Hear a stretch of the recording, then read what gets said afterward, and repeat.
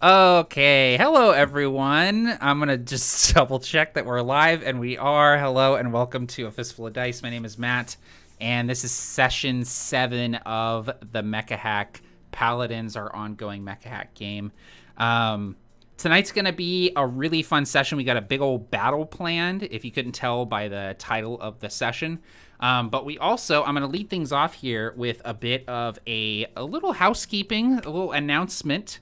For those of you who are unaware, I am one of the co-founders of Absolute Tabletop. I'm also the creator of the Mecha Hack, the game that we're playing. And the Mecha Hack came out 2 years ago, and it's been one of our best-selling books that we've ever put out, which is really, really cool because it was such a Hail Mary from, like, the other side of the field. Is that how sports works? Where I just was like, let's see if anyone wants this, and threw the ball. But it's been doing really well, and people seem to really like it and love playing it. And so I've been working, myself and Barker and the other guys over at Absolute Tabletop, we've been working really hard on a new supplement for the Mecha Hack entitled Mission Manual. And I am very excited to share with you tonight that we are going to be kickstarting the Mission Manual on November 16th. That is a week from today. We're going to be going live on Kickstarter, and you can get your own shiny copy of the Mecha Hack Mission Manual. It's going to have a ton of one-page missions. We've created this one-page mission template, so you can open up the book. You've got a whole mission on one page and just run the game from there. You can use it to prep your own games. There's going to be new mecha chassis, new pilot options for like new pilot types, tons of new modules and weapons. There's a really awesome GM toolbox in the back. And then Barker and I have been working really hard on a bunch of new rules, like environment templates, the hard mode rules, faction allegiance, swarm rules, which we're going to be testing out tonight, all kinds of fun stuff. And a ton of people helped us make this book. In fact, JB over here wrote one of the missions that will be featured in the book, as well as a bunch of other really awesome people from the community. So if you like Mecha Hack, if you're into mecha stuff, Mission Manual is going to be at least twice the size of this book. It's going to be a big honkin' boy, and I'm really excited to bring that out to people. So we have been working really hard on A Dead Man's Guide to Dragongrin for the last couple years, and we just set a printing date. Those of you who are backers of A Dead Man's Guide to Dragongrin, we just set a date to start printing that massive book. And so it's kind of like leaving our hands finally, and we're sort of digging up into the backlog and getting these other projects that we've been wanting to do done. So that's really, really exciting. So in addition to that, I'm going to be giving away a couple copies of the Mecha Hack this evening while we play. I think we'll give away one at the break and one at the end. So definitely stick around for that. We're going to be doing some Mecha trivia. So if you're into Mecha, tonight's your night to win big. I remembered all the things, Barker. You did. You remembered all the things by yourself. By myself. With no one's help. Just me. Just you. Just your own help. Yes. All right. What happened last time on Mecha Hack Paladins? Well, quite a bit. The Paladins, in their new ship, the Okami, they ventured to the Infernis planetary system, where our own Paladin 3s, Regael, also known as Pax, intended to reclaim his birthright, get some followers, some resources, in order for the Paladins to continue sort of waging their war against war, as I've come to think about it, which is very, very Gundam. Very Gundam. And once they arrived there, they were met by a massive armada of the Neo Dominion. These people who serve Paladin 3's Pax's uncle, who took the throne, and they kind of scouted around a little bit, and Vogue, Paladin Vogue, went into the asteroid belt surrounding this planetary system and managed to come across some loyalists that were hiding out, and met up with Pax's other uncle, this awesome dude named Trinto, who was sort of leading the loyalists and gathering them together in the hopes of staging a coup to reclaim Infernis in the rightful prince's name. That's where we sort of left off last time. There was a lot of interpersonal conflict that was happening. Paladin Neon, Zasha, she got out of the brig, and in doing so, Mora, the commander, promised to Zasha that they would save her family, and that's sort of her chief concern there. So we're probably going to see some of that later on. We also did some upgrading of the mechs. All the Paladins got some new modules, some cool weapons and stuff like that, thanks to the Tinker system on board the Okami. And when we ended the session, the battle was about to begin. And so that is where we are going to kick off the session.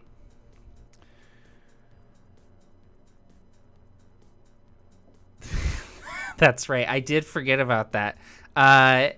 Paladin Vogue, Mattie, used a hologram projector on his Paladin to project the gigantic face of Pax Bastion to these loyalists, convincing them to join up with the Paladins, and that was a very cool use of his Paladin's abilities. Probably the most important moment of... Definitely, I would say definitely the dramatic climax of the session. When you were thinking about making Mecha Hack, your thought was, yeah, how do I put one boy onto another boy? I was like, I gotta make sure that someone can project someone else's face via hologram. Yeah. But anyway, continue. So we open on a starfield. The black of space, pinpricked with these tiny beacons of light, these distant stars, nebulas. The camera pans down and we see the world of Infernis, and it's this strange, almost unsettling world to look upon because it's been mined out, and you can see chunks of the world missing, and you can actually look and see to the planet's core, but there's this strange sort of lattice work that is holding the world together, this sort of struts and things that are holding the planet together even after it has been mined out. Surrounding the planet are all of these moons, and beyond that, this ring, this asteroid belt that surrounds Infernis. As we behold Infernis in all of its glory, and we see this asteroid belt, explosions blossom. We see beam weaponry firing back and forth. Ships and Mecha are engaged across this asteroid belt, fighting fiercely. As we pan across the belt, see more and more explosions blossoming in the distance, the flash of neon beam weaponry. We see the Okami. It is staged at the edge of this asteroid belt. And beyond this belt hangs salvation for the Paladins, a comm station.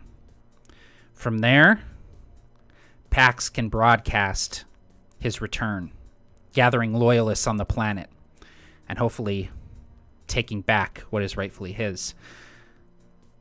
But there's a lot of enemies between them and this comm station. We find ourselves on the bridge of the Okami. And Mora, you can correct me if I'm wrong, but you were still on the bridge when we ended last session, correct? Yes. So you're kind of looking... I'm going to switch over to the map here. 1 second. It might be the wrong screen. Yeah. There's my There's my viewership stats, He's low-key everybody. bragging right now. Oh my god, that's so funny. Hang on 1 second. Let me fix it. Man, your Funny in viewers quotation watch for marks. more than 2 minutes? Damn.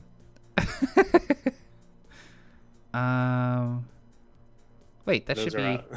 I'm not gonna, I was gonna say those are election projections. There we go. That's my last one. Too It's on my soon, too soon. problem. Hey, Sorry, that's it. First and last. You get one, Aaron. You get one. you get as many as They you just want. called Infernis. Sorry. Unlimited number. Where's the Kornacki cam on this dang stream?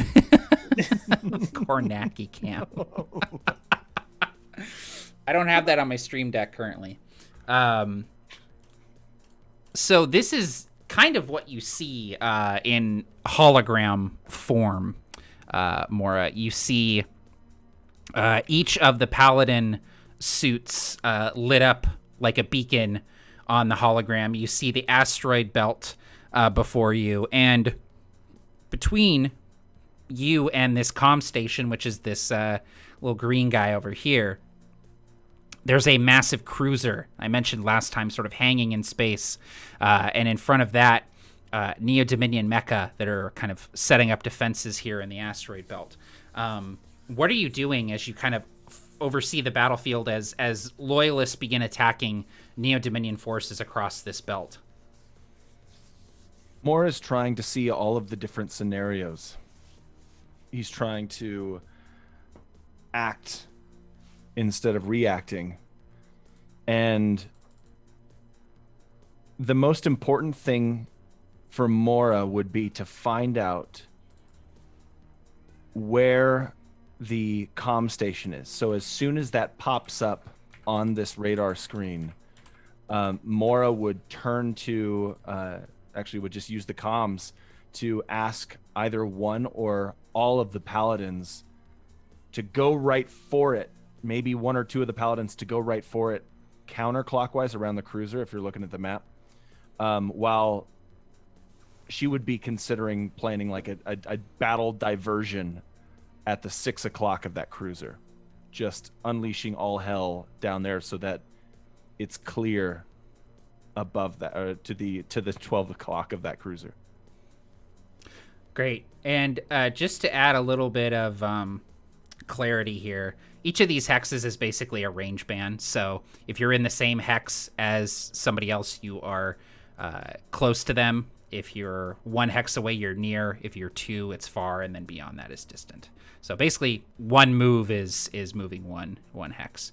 The D8s under these enemies here, there's the D8s and the D6s. Those are the swarm die that these units have. So basically, even though there's only 1 icon here, these are large forces that have gathered here, multiple mecha that are forming up. That die degrades much like a reactor die does when it's rolled.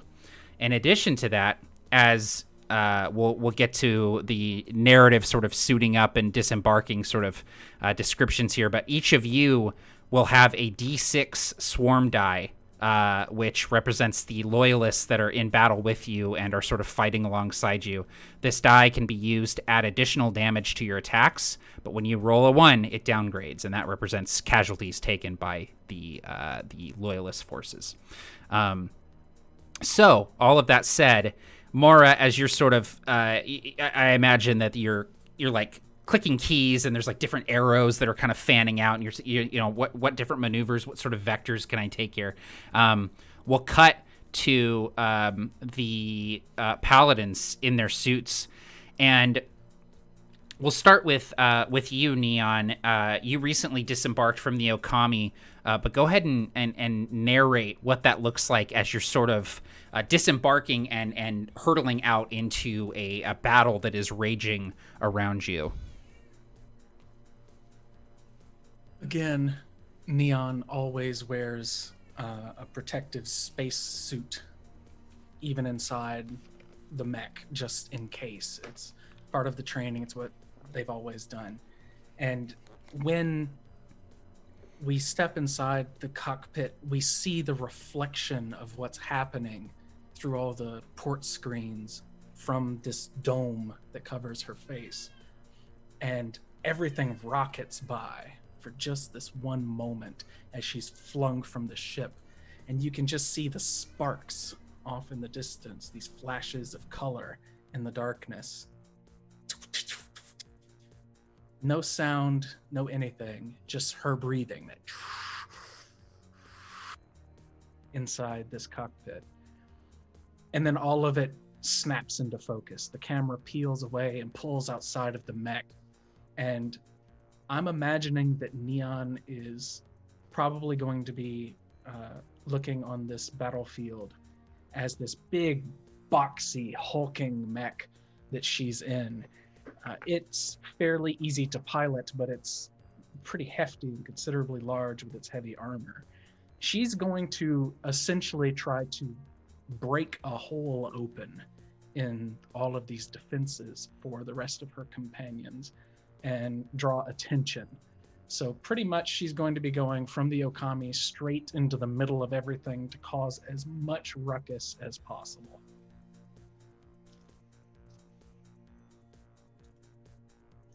And let's see, if it comes to terms of engagement, she's actually going to take her turn, survey this battlefield, and see where she can position herself to be most effective. She's going to call back to Mora and say, lot of craziness out here, Commander. Where the hell am I going? How do you feel about the thick of it? Sounds good. You would receive a waypoint. So you said you're leaving the Okami. Which symbol is yours, JB? Mine is the big, God, boxy, golem-looking one.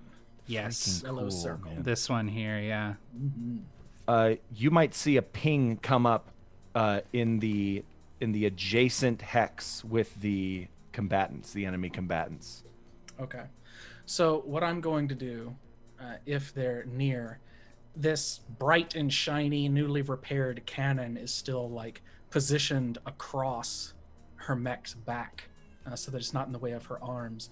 She is actually going to just cut on booster rockets on the back of this mech and fly with a charging strike into that nearest group of mech, flailing her rocket fists and just cause as much ruckus and chaos as possible.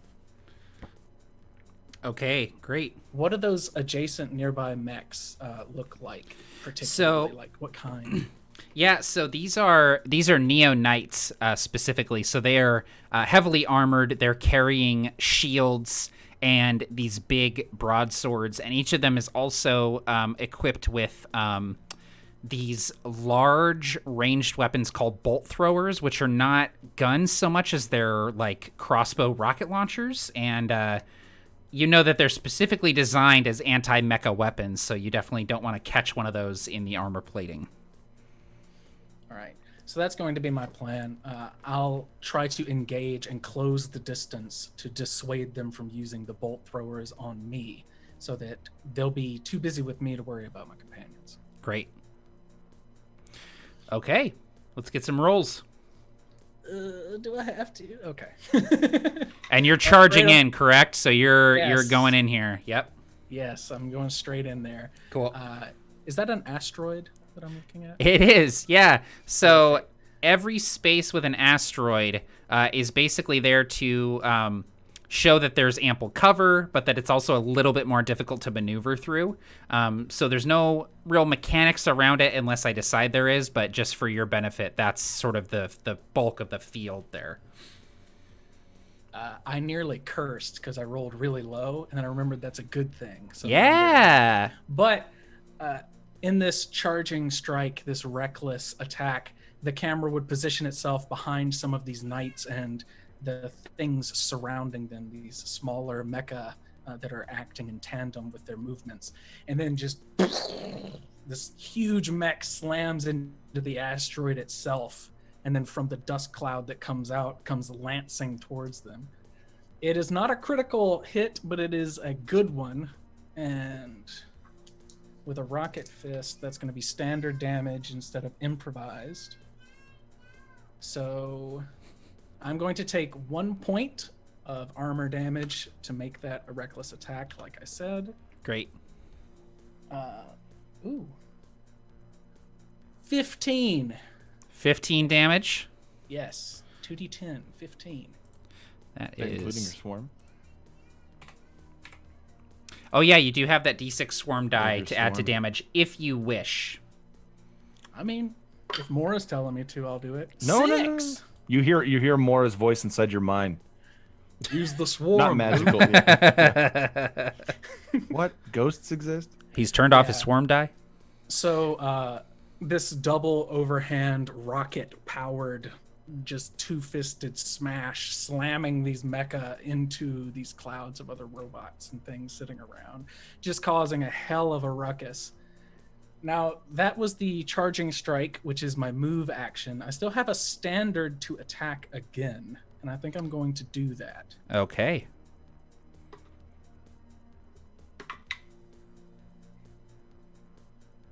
Yes, that is a success. 17, I have a power of 18, right? Yep. I That's feel like I don't even know how to play anymore. For 8 I know. additional damage. For 8 additional damage. Okay, not enough to knock that die down again, but still significant. Yeah, just you all basically you see Neon just disappear in a flare of exhaust, and then just these popping explosions within the asteroid field, and you know that Zasha's in there just flailing her fists. And that additional damage from that swarm die, what are the loyalist mecha? And these are very similar to the mecha that you're fighting, but they're a different color scheme and they have different emblems on their shields. What are they doing to support you to supply that additional damage, do you think? Oh, you're muted, JB. I'm just imagining all of the Gundam scenes you ever see where there's just a hail of bullets. Yeah. Just these yellow streaking bullets just Yeah. from all sides. They don't know where to turn to defend themselves, and then just this huge battering ram of a mech slams into one, knocking it into another. Yes. Love it. I always love the the squeaky beam weaponry sound effects, like where it's just like a million beams shooting out everywhere. It's so good. Cool. All right. Awesome. So that was Paladin Neon. We're just going to go right across the top here. We're not rolling initiative because the battle's kind of already happening and you guys are sort of entering like as you want to. So that's why we didn't roll for initiative. Vogue, you're kind of in the asteroid belt. You were the one who went and made contact with the loyalists. So I went ahead and put you sort of in the asteroid belt already on the map here. So you're already with the loyalists. You have that D6 swarm die with you. What do you want to do on your turn? How do you enter the fray? Well, I'm gonna cloak. Good call. Good call. And I had already volunteered myself at the end of last session to basically just go right for that comm station. Mm-hmm. So I'm going to cloak, and I just want to see. I have something. I have a not a cloaking, but I have a consumable, which helps with a sensor jammer. Okay, now this sensor jammer, would I be able to use it on my swarm?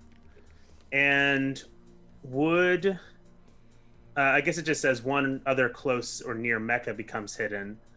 And I'll say, because the swarm is essentially a stand-in for a single mecha, even though they represent multiple, I'll say that you can use it on your swarm. And that hidden condition, I mean, does that last in that space, or does that sort of cloak them for a period of time? I'm not. Yeah, so it's basically just until they're not hidden anymore. So that would be if they attack, if they do something to obviously make themselves known. But they can move out of that hex. They can move and take actions and things like that while hidden, and it won't necessarily take that condition away. All right. So, well, I guess cloaking would be my use action, so I can't do that right now. I think for right now, it's okay if I just cloak, and then as part of my move action, I'm just going to go ahead and move with great haste towards this. I'm gonna tell, I'll inform my team that's on me to, I'll say, you're not going to see me for a second. Just start heading towards that comm station. Use cover if you have to. I'll help you soon. And I'm going to blink out, and I'm going to first let me do my reactor die. That is going to decrease my reactor die. Ooh. Luckily, I got a D8. It's a good reactor, so there's still a lot of juice left. And now I'm going to use my jump jets to get me two hexes. Is that gonna? Yep, that'll do it. I'm assuming you don't want to land in the hex with the cruiser. No, not at all. I'll put you up here. Yes, I'd prefer to be there. I'll look out for my boys and see how they're coming along. But even if they are distracting, that's fine. Yeah. That's the plan. Oh, I think I have to do a reactor die for my jump jet. I'm gonna be one with the machine, as all of this, the stress of the situation is really, Vogue's been out here doing some work, so all of a sudden there's a strain on the engines. So he's going to we got a lot of fight left. We can't stop now. And nosebleed, sparks flying in the cockpit, and the physical taking on the physical strain, so that my reactor does not. So my armor points will go down by 2. Cool. Yeah, so you can see the cruiser, like you're passing by the cruiser. You just see this massive ship, and there are ships like spilling out of it. It's deploying more forces to try and counter this offensive that is happening here. Okay, so threes, you are you've just disembarked from the Okami, and if I remember correctly, last time you were kind of looking for a good place to set up and take a shot. What do you want to do here on your turn? Where do you want to go? Go ahead and describe how you enter the fray. Sure. So I think, as I was saying on our last session, before Threes would launch out, he would like kind of reminisce about his time with his family. Would look at the picture that he always looks at before he ever goes on a mission of himself and his parents. And as he's exiting, so I do have a question though. Yeah. The people that we're fighting, are these like my people, or are these like outsiders who have like come to marshal the forces? So for the most part, these are outsiders. These are outside Neo-Dominion forces that have been brought in to basically wrest control of this planet from your family and put in this sort of pretender, one of your uncles, one of your lesser uncles, put on the throne. So these mechs, they're not yours. The ones that are fighting alongside you, these loyalists, they're wearing the colors and the emblems of the Bastion family. Gotcha. And in fact, as you're sort of disembarking and entering the fray, there's that like static, and that little like pop-up window on your HUD comes up, and you see the face of your Uncle Trinto, and he says, "It's true then, you have returned. We're fighting alongside you to the death, my prince." Well, I gotta tell you, Uncle, I don't typically fight on the front lines anymore. But you'll definitely see where I am. So I have another question. Yeah.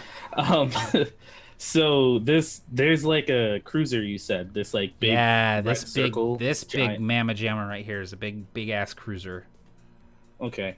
Does it have like visible like shielding or something on it? Yeah, you can actually see beam weaponry like splashing against the shields on this thing. They're pretty heavy duty. Do we know like is there a place I could like hit it, or a thing that I know to like disable the shields? You would imagine that if you could get inside, the shield generator would be easy to blow up from inside, but there's no like weak point on the outside where you could take out the shields. Okay. And sorry, I keep asking so many questions. It's fine. This is how it works.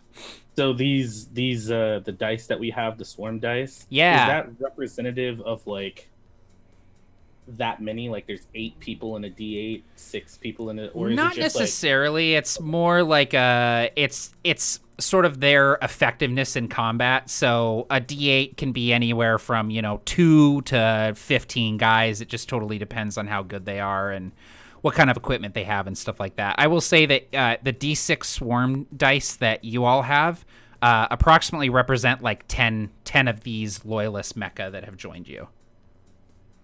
Okay, cool. Let's see. And the green one that's all the way over there is the comm station we're trying to get to? Correct. Okay.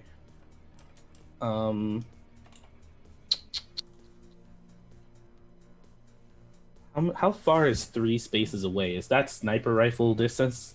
So that would be far, so yes. Alright, cool. I'm going to shoot at the people all the way over there. Cool.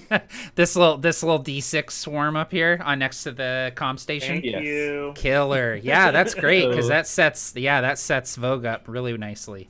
Yeah, so my there's like a visor on my mech, and as I kind of go into lockdown mode, it just kind of swings down and kind of creates that like Cyclops look.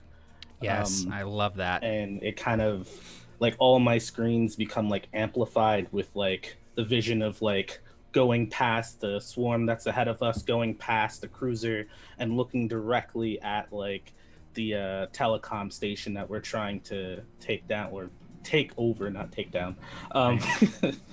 And I will. So we all have comms. So I'm going to communicate to Vogue, if he can't see it already, the number of people that are just over there, and then I'm gonna go ahead and try to take a shot at them. Killer. Okay. Wait. Should I do this? Maybe this doesn't make any sense. Okay, you know what? Yeah, okay. So I'm gonna go into siege mode. I'm not gonna use the buster thing. I'll save the buster thing for next time. So I'm gonna enter siege mode. All the fins kind of activate. It starts venting out excess power. Oh, that's the other thing too, isn't it?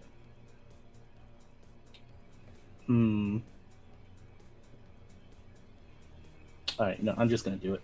It's fine. It's fine. All right, cool. 13 does hit. So I am going to. I think I'm just gonna do the basic thing, which is D10. 7, 8, 9. So that's 11 damage. 11 damage. Okay, great. Noted. All right. What does that look like? Did I reduce their die at all? You did not, but you do see a few of these mecha just pop as the sniper shot goes through them. Gotcha. So I imagine that, like, as Zasha or Paladin Neon kind of goes into the fray and everybody's kind of drawn to her, there's just this like streak of plasma that just crosses the battlefield, going from like us all the way over to the satellite.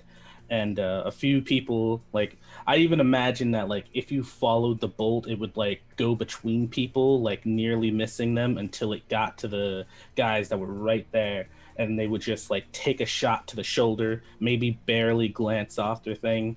And I would just kind of missed and try to, like, start readjusting my calculations. That's awesome. Very cool. All right. So as Threes takes this shot from across the asteroid belt, we find ourselves with Paladin Rain. So, Rain, what? Go ahead and describe what it looks like as you enter the fray here in this battle. Tulip Cho sets her oversized military green cap on top of a hedgehog, which the thing intelligently balances on its back somehow. And she looks the hog in the eyes and says, very serious, "I want that back, you know. Take good care of it." Then she winks and pushes the little dude onto the deck ladder, and he like scrambles but catches himself fine, and the cockpit seals. Her cocoon inside the big wolf is dark, with a single bulb casting light on a scratched out serial number and a freshly painted word. It says rain. When the voices of her comrades zip across the comm link, she opens her eyes affirmatively, ready. Suddenly, the track lights begin to flip on in sequence inside of Tulip's personal catapult, illuminating the newly reborn and refit Mecha one piece at a time. Navy blue paint and deep red accents. Navy blue paint and deep red accents are what you can see on the Titanic Paladin. The new design is angular and sleek in parts while retaining its weightiness. Its iconic missile bunker pauldrons, previously the standout aspect of this frame silhouette, are now dwarfed by these massive backpack, wing, and rear skirt binders. A shield rests in storage on its left shoulder, while in both hands it carries this long bore cannon with a gas canister attached to its side, as if the gun were standing. If the gun were standing, it's almost as tall as the machine itself. Snapped to its hips are a one-handed machine gun and a cable-wired short sword. where 3 fins used to be on the head of this mecha, there are now 5, and it looks like a crown. Oh, dope. The solar orange eyes of Paladin Rain ignite in unison. Launching, Commander! And it's off.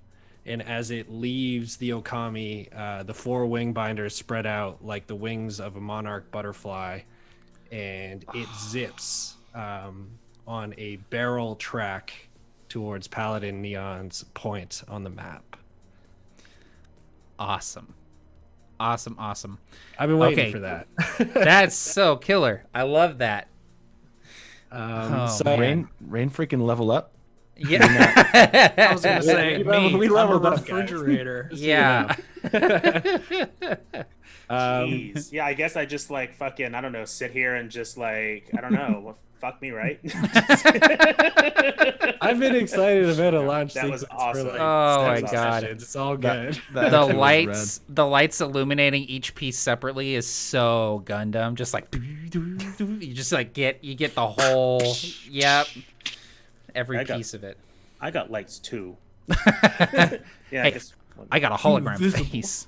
I got a glow stick. whatever. I have glow What I paint. look like. Just kick an asteroid. Jeez. God, all of a sudden, glowing paint is so stupid. I can't believe I chose glowing paint.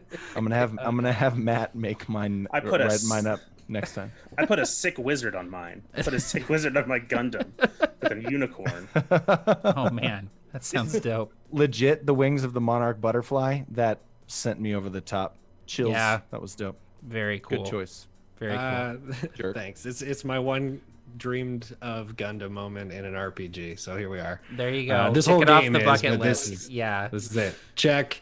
All right. So as far as the mechanics go, and what I'm doing on my turn, so this like heavy but simultaneously streamlined beast of a night just streams across the starry sky and arrives basically back to back with Paladin Neon's fridge, in that like iconic like buddy cop mecha alignment. And as it does so, the targeting reticle starts to beep beep beep beep beep beep beep beep beep and pick up actually all of the mecha to the left of the Okami. As the Okami starts to drift slowly towards that hex, it is in fact targeting those with its missile pauldrons. They snap open and streak across the stars. Okay, so I already rolled my damage for it just in case, and it is a hit, and thank God I didn't roll my reactor down. So yeah, I did 9 damage to the D8 left of the Okami.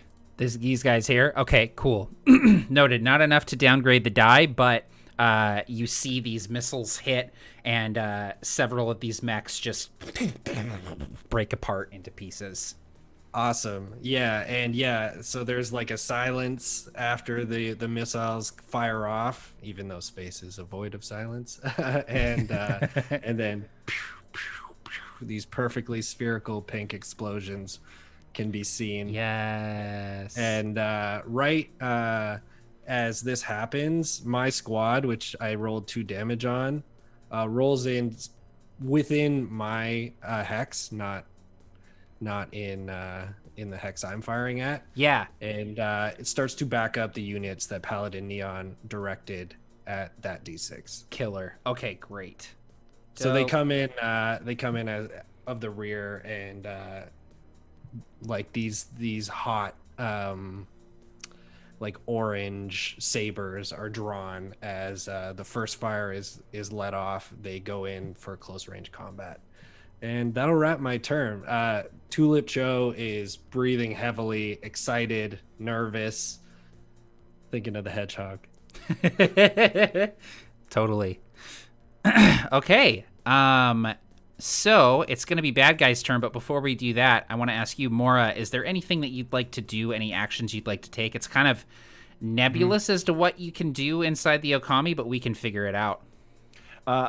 Well, stop me then at any moment where I overstep, but I don't think this should be too big of a deal. I think Mora is examining Saxifrage on a handheld hologram device, Mm-hmm. and the big map of the battlefield is right in front of him, and he activates a button and they swap. So Saxifrage is now big on the bridge, and the map is now on this small device in Mora's hand. And then Paladin Raptor starts walking off the bridge. Saxifrage, you have the con, and moves to just through hangars, through passageways and hallways, letting Saxifrage getting to Paladin Raptor, loading up into the Paladin, and you wouldn't believe it, like each individual part of the Paladin lights up individually, and there's like it's just beautiful. Everything's really gorgeous. And, Wings of a raptor. It's got like an actual angel gave their life for the wings on this Gundam.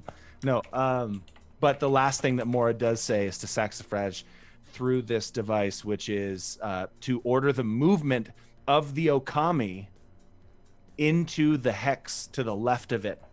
And I also am going to, as soon as possible, launch in a cool man map scribe when I get at that point, and then defend the Okami in that hex to the left. Here? Yep. Okay, and you're moving there as well. Same spot. Yep. Cool. Awesome. You're there. You're behind these guys. There you go. The objective was to lure the enemy in the top left corner at the communication station downward toward the battle, like Gungans, Gungan style. Okay, yeah. Oppa Gungan style. Just a quick clarification, Matt, before you start the enemy turn. Yeah. I believe the jump jets take me far. So I think I'm actually in You are here. Yep. Yeah, that's my bad because I said near earlier. But Nope, no worries. that's good. Okay. That is a move for you, Raptor. Anything else you want to do on your turn? No, just get ready to launch and launch as soon as possible. Okay. So you're launched. Oh shoot! Catapulted. It's amazing. Catapulted. It's amazing. Yep. Okay. All right. So, lay of the land. We've got Paladin Reign, spelled R-E-I-G-N now, which I'm gonna fix as soon as I get Photoshop open here. And Paladin Neon are duking it out with some Neo Knights here. We've got the Okami with the newly deployed Paladin Raptor over here. 3 supporting from the rear, and Vogue sneaking up to the comm station. So let's do some enemy turns here. Let me pull up. We're using all new enemy stat blocks from Mecha Hack Mission Manual, coming to Kickstarter November 16th. Let's do these Neo Knights first. So the Knights in the... Where is my... There it is. The Knights in the Hex with Rain and Neon going to close up with their Lodium broadswords. They're fighting in pairs. They train to fight in pairs, kind of shielding each other as they do so. And so these pairs of Neo Knights kind of face off against the Paladins and the Loyalist Mecha alongside you. So Rain and Neon, I need you to both give me either mobility or power, whichever is higher for you. Okay, success. So you managed to fend off these attacks from the Neo Knights. Raptor, you get pelted with these bolt throwers. As soon as you disembark from the Okami, there's this like, and these like explosions start going off all around you. So I'm gonna need a mobility test from you, if you please. You are muted, sir. I succeeded with a 13. Okay. The cruiser. There's this... You all get this kind of beep, beep, beep, beep, beep, beep, beep, beep, beep, beep, beep, beep, beep, beep, beep, as energy begins coalescing around the front of the cruiser, and this massive cannon slides forward out of these plates that kind of slide backwards, just sort of shking, shking, and the energy begins charging around the front of this cannon. All of you get this ping, and you hear over the comms, hypermatter particle cannon firing. I need everyone except for Vogue to please test presence.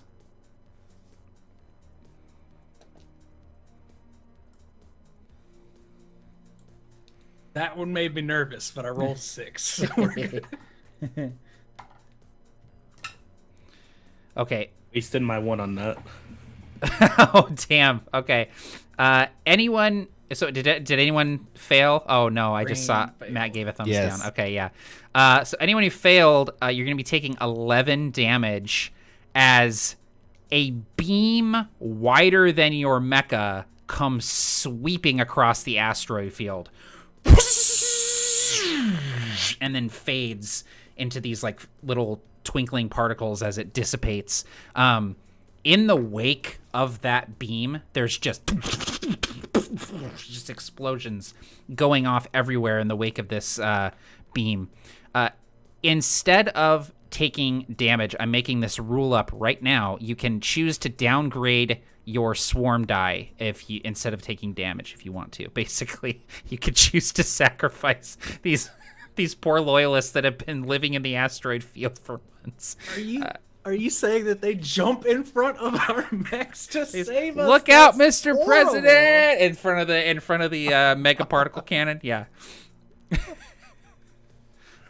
Do it. Oh, you're muted, Matt. He's not. It's a thing.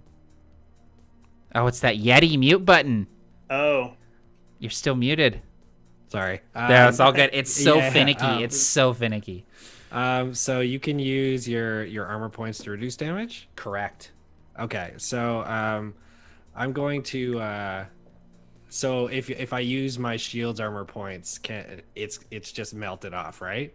You can narrate it that way. I like the armor Yeah. points kind of they replenish after a while, but it'd be cool if the shield melted. Yeah. Yeah, so that's it.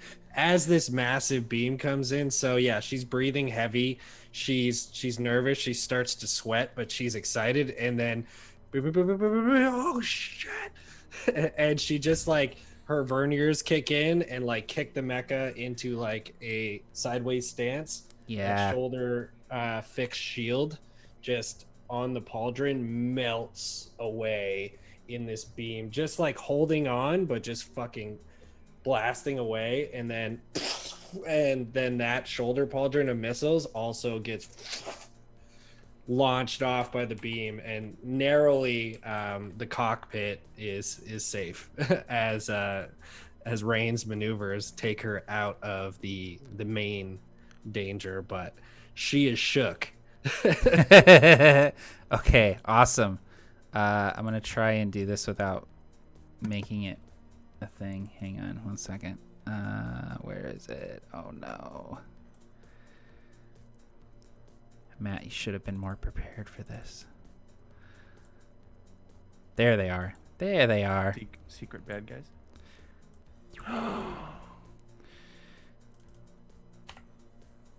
So, spilling out of the side hangars of this cruiser comes a cloud of interceptor fighters. They just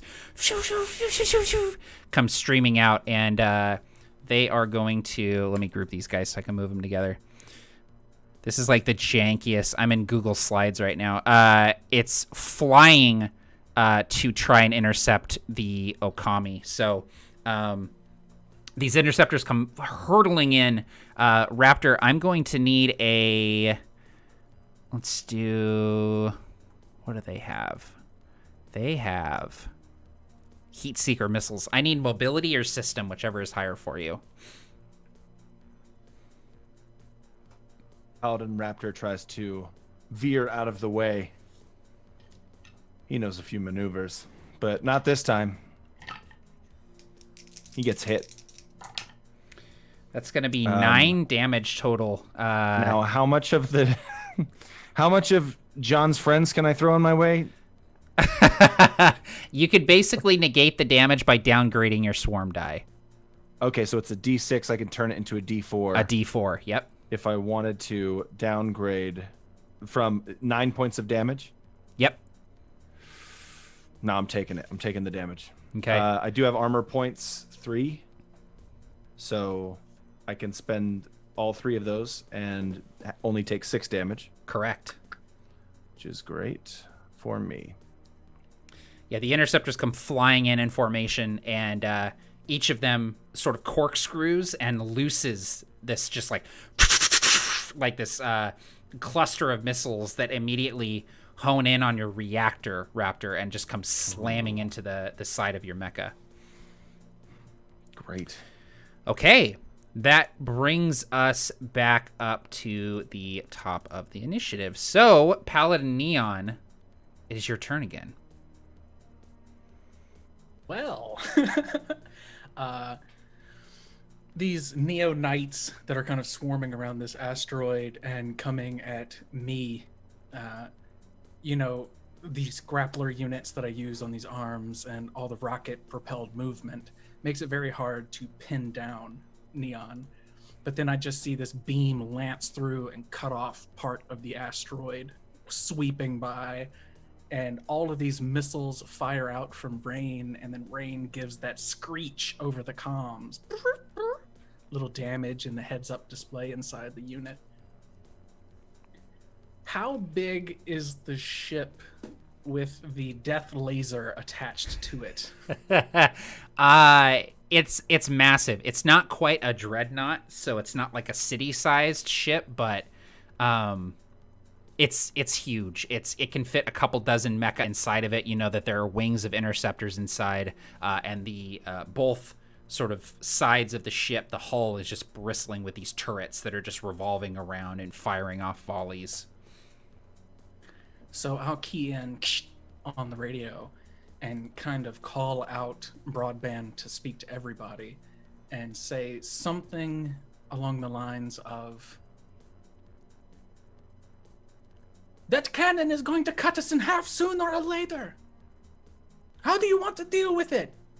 And knowing the people around me are having a hard time catching up to me and dealing with me with beam swords and shields, I'm not super worried about it. I turn my attention to these interceptors that are barreling towards the Okami, our brand new home, and losing a third one seems like a bad thing for me. And knowing that Raptor is out there, the fastest, most mobile, and our battlefield commander, I am going to target acquisition as many of those fighters as possible. This back-mounted laser weapon kind of rockets down to the side and sweeps around this big boxy hulk of a mech until it falls underneath Neon's arm and begins to charge. And when it does, this thing's newly repaired, new modules on it. It was very nearly destroyed in our last fight with the kaiju.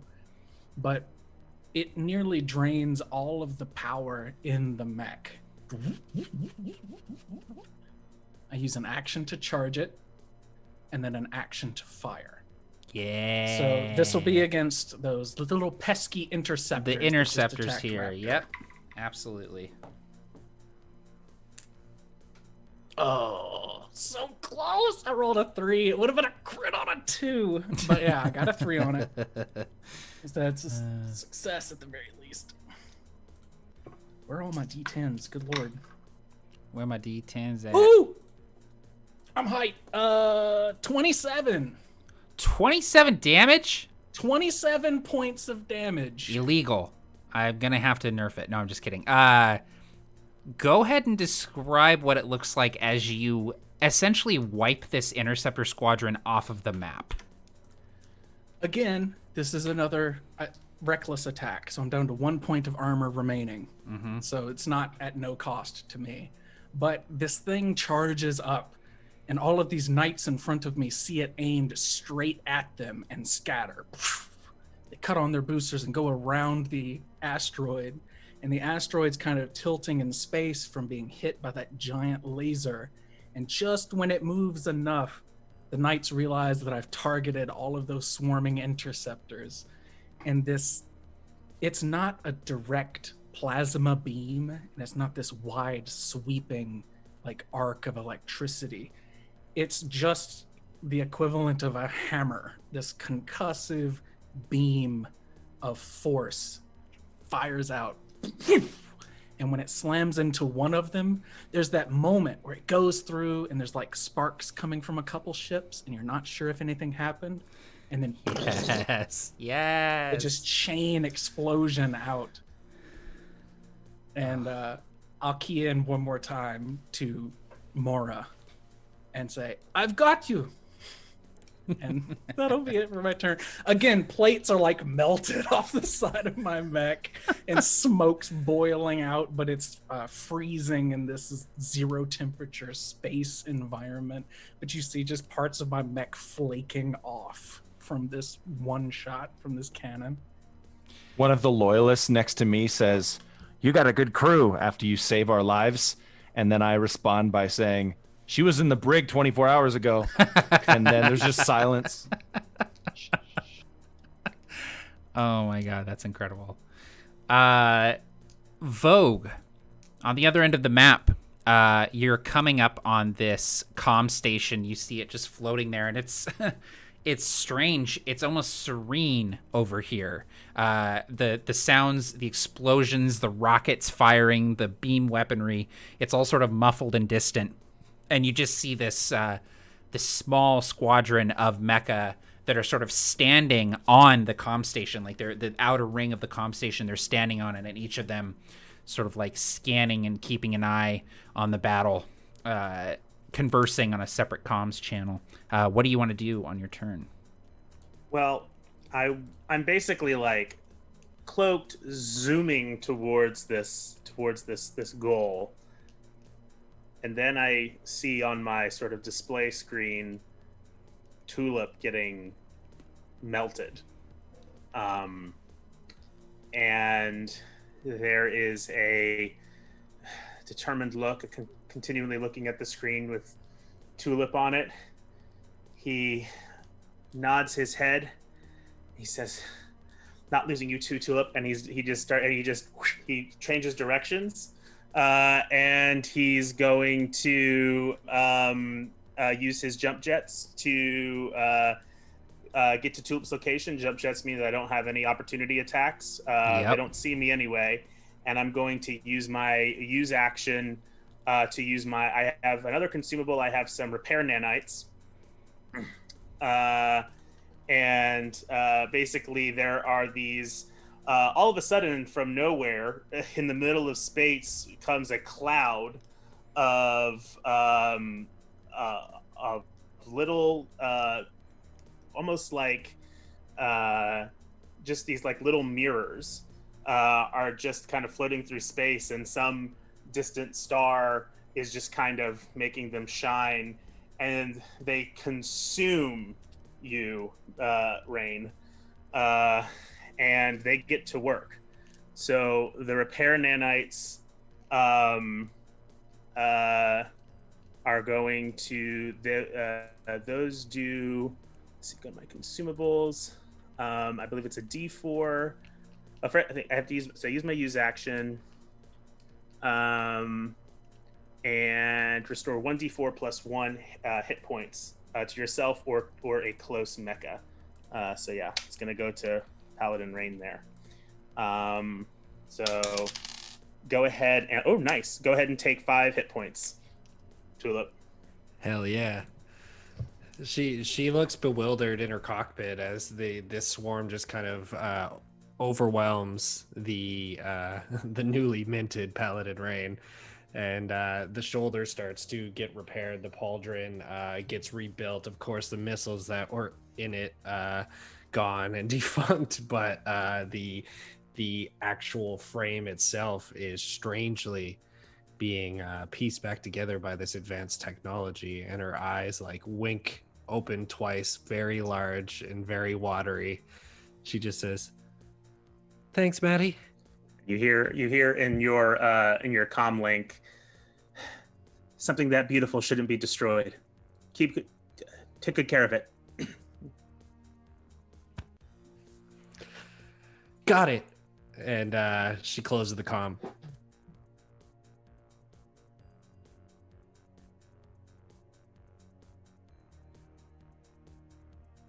Oh, I don't hear you, Matt. You're muted. I am muted. It's because I was typing and I was trying not to be loud. So Paladin 3s, you're up. You see this battle raging in front of you in the belt. Everyone is now engaged with the enemy. What would you like to do on your turn? Okay, so as always, I have a question. So when this thing like fires its like mega beam cannon, it does like that part of the shield go down? Oh. Yeah. It basically has to open the shield to fire the cannon out. Yeah. Yep. Okay. See, no one else is bothered by your questions. They always give us advantage. Yeah, exactly. John, you're always like, sorry, I have a question. Can I do this really cool shit that is super rad? And I'm like, Super rad, and the reason you invited me, and it yeah. sets up everyone else to be cool. Yeah. All right. So, yeah, think about how I want to do this.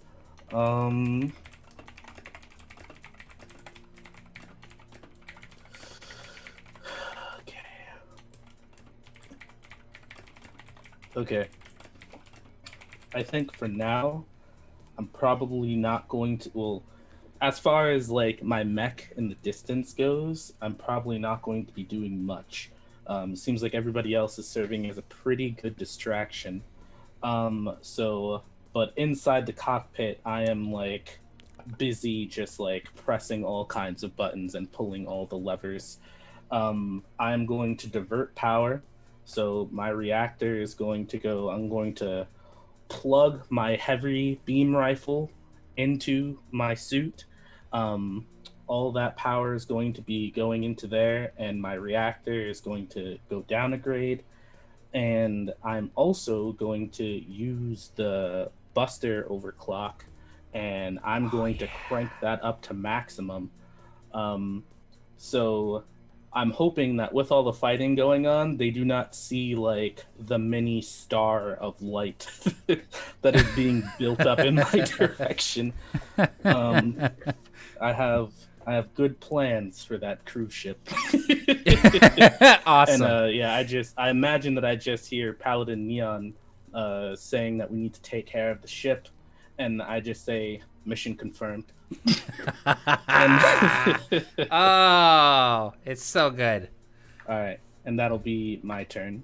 Awesome. All right. Your shield is melted, Paladin Rain. What do you want to do on your turn? The rain chassis does the like iconic detach the broken equipment as it Yes. away, and then is enveloped by the swarm. As the swarm like kind of passes away, you hear inside the cockpit, secondary defense systems activating, kinetic absorption system online, energy shield system online, plasma defensor is a go. And it activates, and these wing binders just kind of flare a little bit, and you just see this little crackle of electricity. And functionally right now, I'm going to use one action to use the energy shield to protect Mattie Jai. Nice. In kind. So I've got to roll my reactor for that first. We're good. And Thank God I upgraded that to a D8 at the beginning of the game. Because I use the reactor a lot. I guess we all do. We're paladins. And then so it turns on its axis and just swings this massive long bore cannon with that like gas canister sticking out of it, and it just says she hits a switch and it just starts to light up and says charging electrochemical arc rifle. And all of these are new words that are coming at her, and she says, she just nods to her, so she's like, yeah, that. And fires out this like I'm channeling like the Banshee from Gundam Unicorn, where it's kind of like an arc that hell across. yeah, yep. So this is a heavy arc weapon, so I'm gonna roll for that now. Okay, we're good on the hit, even with the +2. Now I will roll for damage. Remember your swarm if you want to. Yes, I will. If I want to.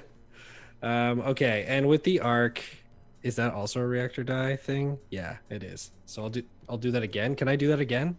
Yeah, you can roll your reactor die as many times as you want. 3. That's the beauty of it. Smile on Okay, so Tulip unloads. And I'm targeting particularly the can I see the map again, Matt, if you don't Absolutely, yep.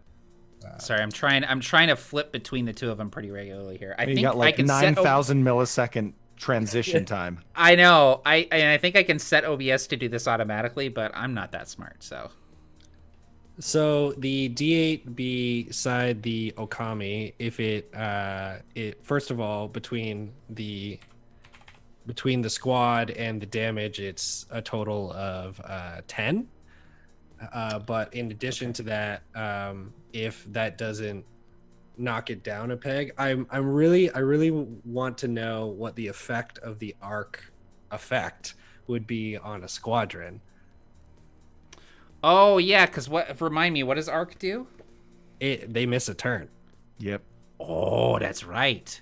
And I can narrate this if they miss a turn. Yeah, no, narrate it. That's beauty. Okay, so yeah, this like squiggly, almost like dark side shooting his eye beams. Yeah, the Omega beams, baby. Omega beam. This like hot red beam just streaks across and just starts to carve into one of these broadsword wielding neonites, and then suddenly it branches off like that tree from the cluster of earlier episodes, and this lightning bolt branches off and starts to connect with the other neonites, and they all start to get like zapped by a group lightning Jedi effect. Yeah, chain lightning, baby. Yeah, all of these. So they get chain lightninged by this electrochemical arc rifle, which I like saying because it's a long word. Yeah, got it. So you got to give it like a serial number too,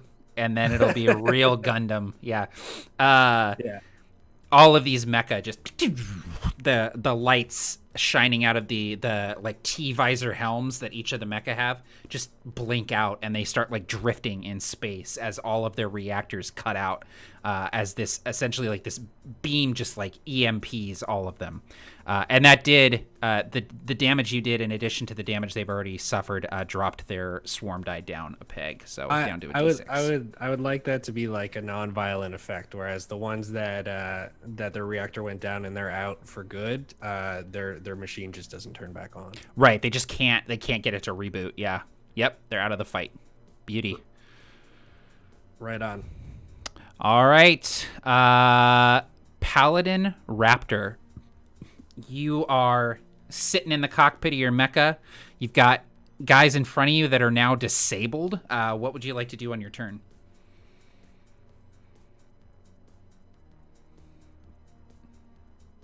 Paladin Raptor is going to immediately put their eyes toward the enemies on the asteroid or around this area. What am I looking at there? What sort of enemy squad is in front of me? So there are these Neo-Knights, each of them carrying a shield. Neo-Knights. And Okay. and a broadsword. But currently, all of them are kind of floating listless through space as they've just been out by Rain's electro. Yep. Wait, hang on. Hang on. Electro arcing particle mega cannon. Electro. Yeah, that. Yeah, that guy. It's a roll table gun. It's a It's a roll roll table table guy. You rolled 3 times, Whatever. and that's the name you got. There's They're all an animal in so there. there's like Mongoose. yeah. So there's like energy arcing on the hulls of these mecha as they're floating through space. Do I need to make a move action to reach them? Nope, you are already close. Actually, I like to think that Mora and Paladin Raptor rather is floating kind of near them. All of a sudden, around Raptor, you're and you see all of these hatches open up around the armor, revealing these tiny micro missiles. Yeah, and they are corrosive.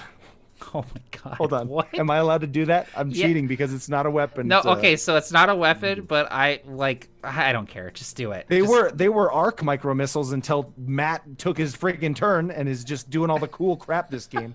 So no, Matt, you're amazing. Everything you're doing is amazing.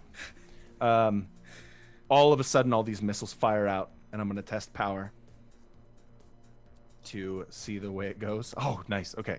All right. So I succeed at that.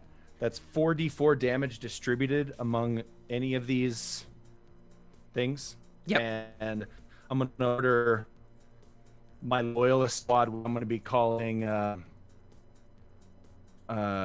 Squad Ryan.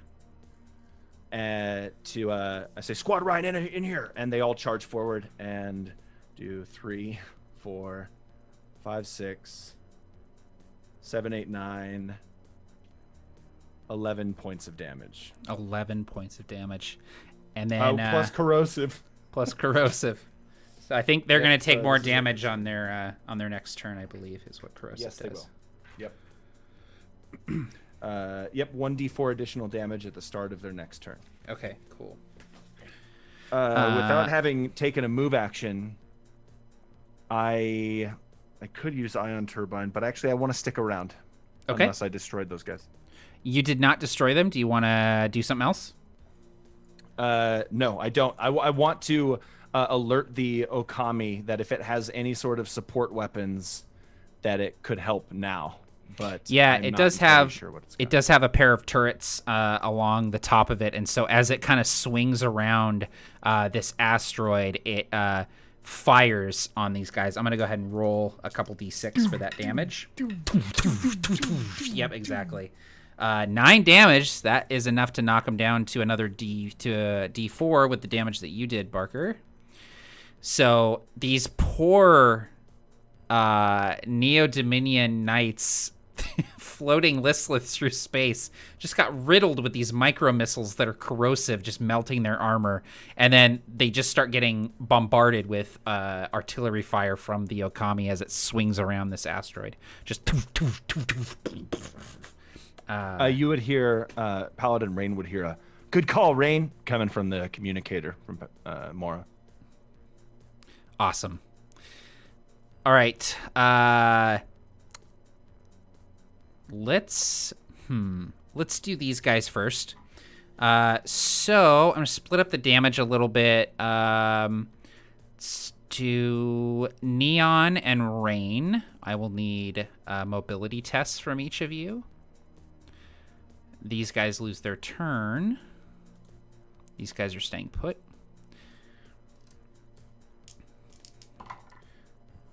Okay. Anyone who failed here in this square is going to take 6 damage as the guys clash with you. Oh, I just rolled a 1 on their die.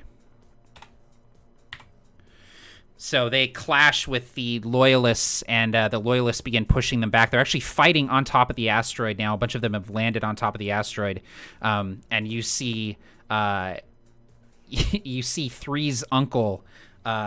His mech is like larger and like maybe a different color than the other ones because he's just like this huge guy. So he has to have a cool special mech, and he touches down on this asteroid. and he goes, "Roar!" And he like throws his shield at one mecha. It just cuts clean through it, and then he runs across the asteroid, slices another one with his broadsword, and then pulls the shield out of the first one and kicks it back off the asteroid, and sort of like puts his sword up in the air. He's like, "Long live the prince!" as this is happening. Raptor, you get a ping. Beep, beep, beep, beep, beep, beep, beep, beep. There's a reactor signature approaching from behind you. A lot of energy.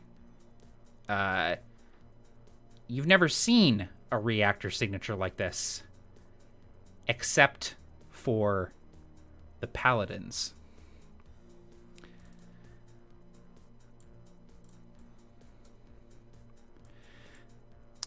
There's a streak of light. Kind of comes from the distance. You just see something rocketing towards you at insane speeds. Please give me a system test.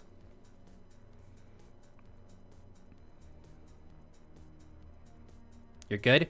A hail of missiles emits from this. What you see now is a fighter craft of some sort. And as you dodge the missiles or otherwise get your shields up in time to block them, the fighter comes to a slow stop, turns, and the plates begin shifting. And floating before you is a paladin. The paint is black with glowing blue channels of energy throughout it. It's sleek with wings jutting off of it. Over the comm, "Hello, Mora." Whose voice is it? Do I recognize? It's garbled, but it sounds like you. I always hate the way I sound in a microphone. And I don't think I've ever hated it more than now. Mora begins scanning this fighter. Give me a system test. Success. Beep, beep, beep, beep. Paladin Warhawk is the name of this chassis.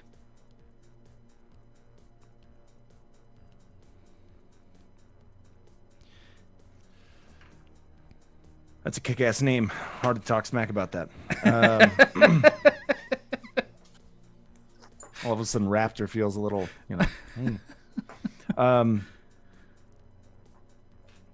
Who are you? Identify yourself, Warhawk. Who I am isn't important. What's important is I'm about to take your toys away. Beep, beep, beep, beep, beep, beep, beep, beep, beep. You hear on the comms, Saxifrage. "We are being targeted by Paladin Warhawk. Missiles are locking."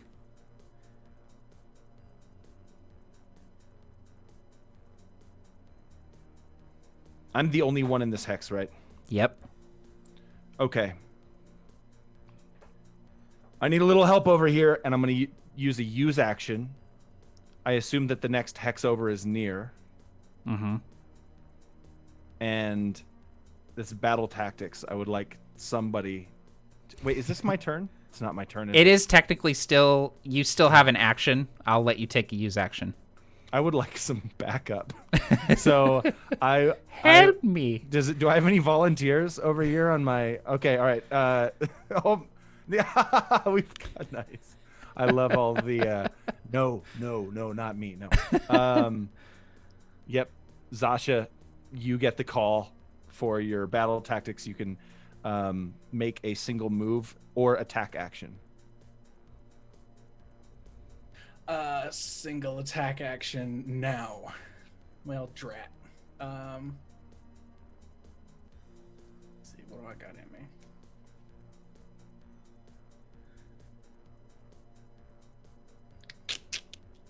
I'll have to.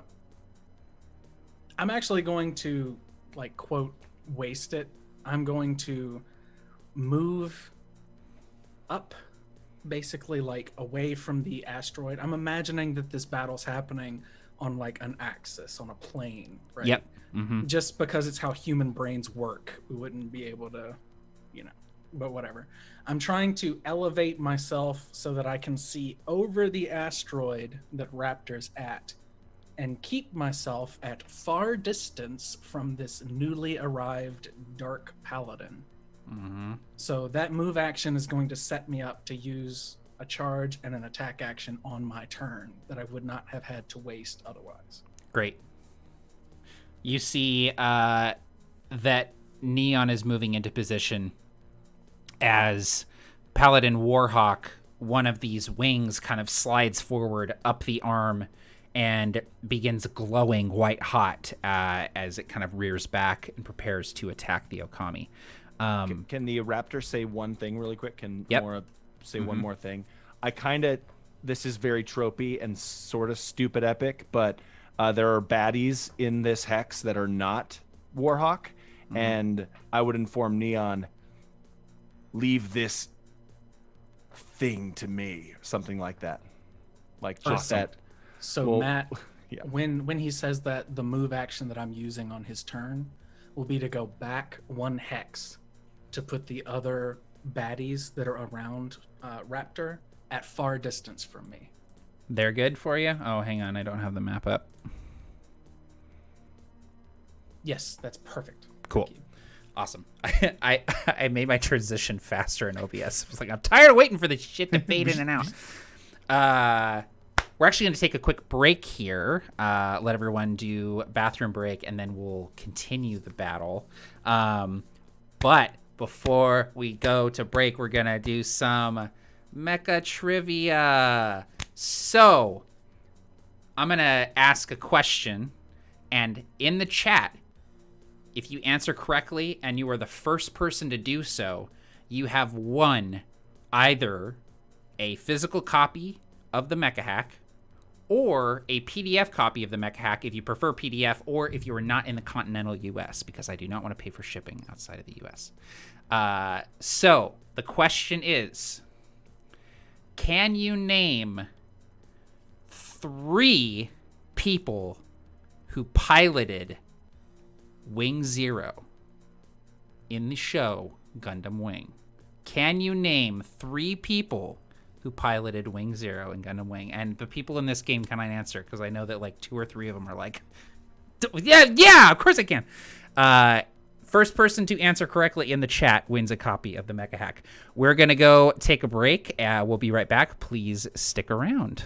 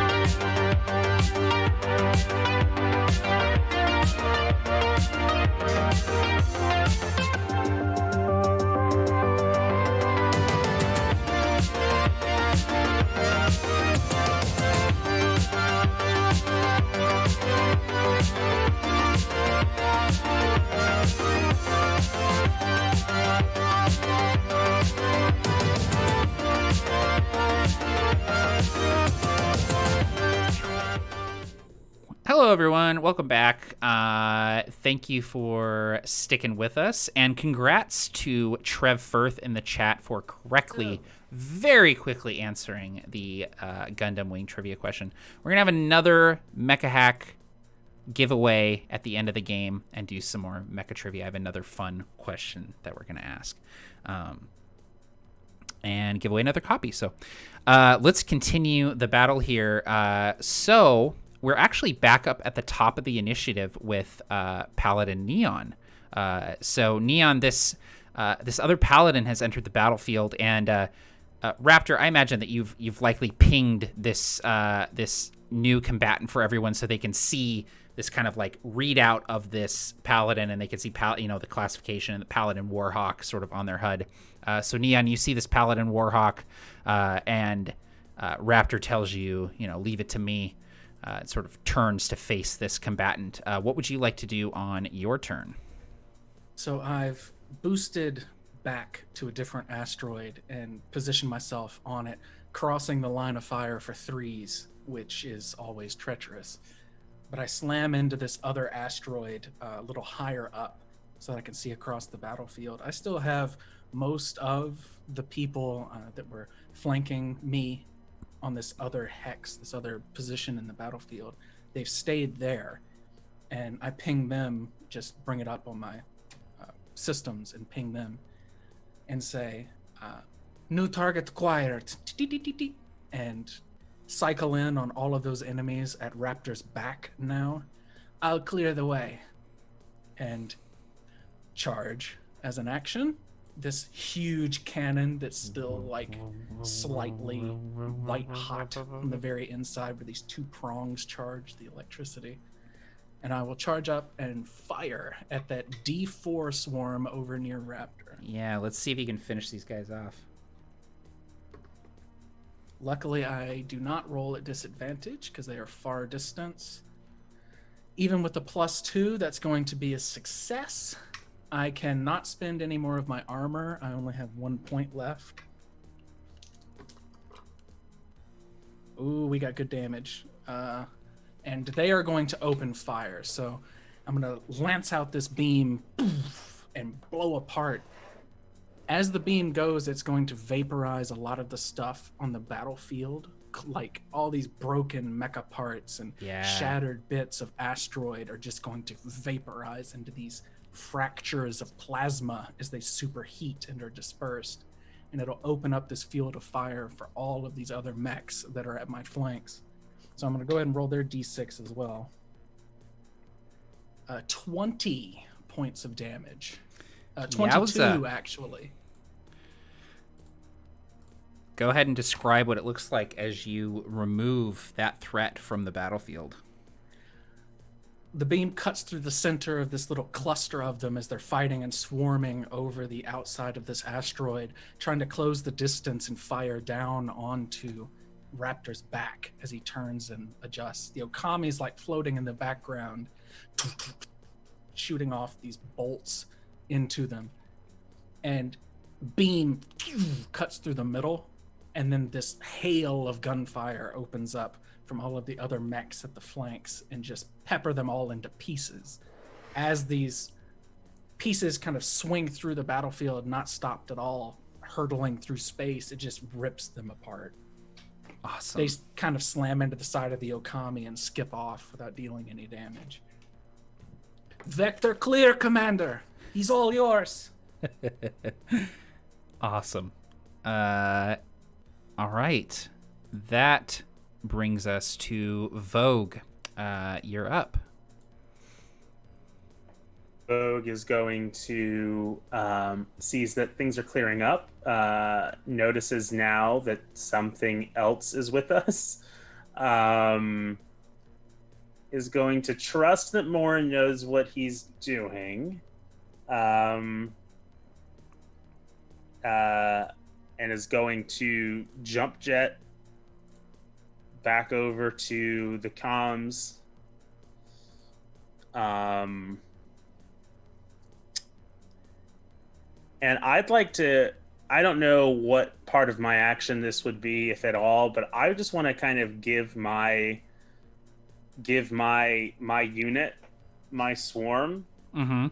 Can I just I just want to drop them off to help with that situation.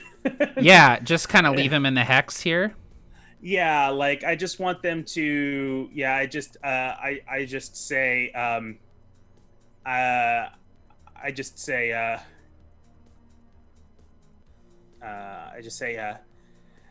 Thanks for coming along for the ride, but this is your stop. Bye. And I jump back over to the comms. And basically there is this comm station here, but for me to even get close to it, there are a bunch of people just on it, just guarding it right now. Yeah, they're sort of just hanging out on top of it. Yep. Oh man, what a dilemma.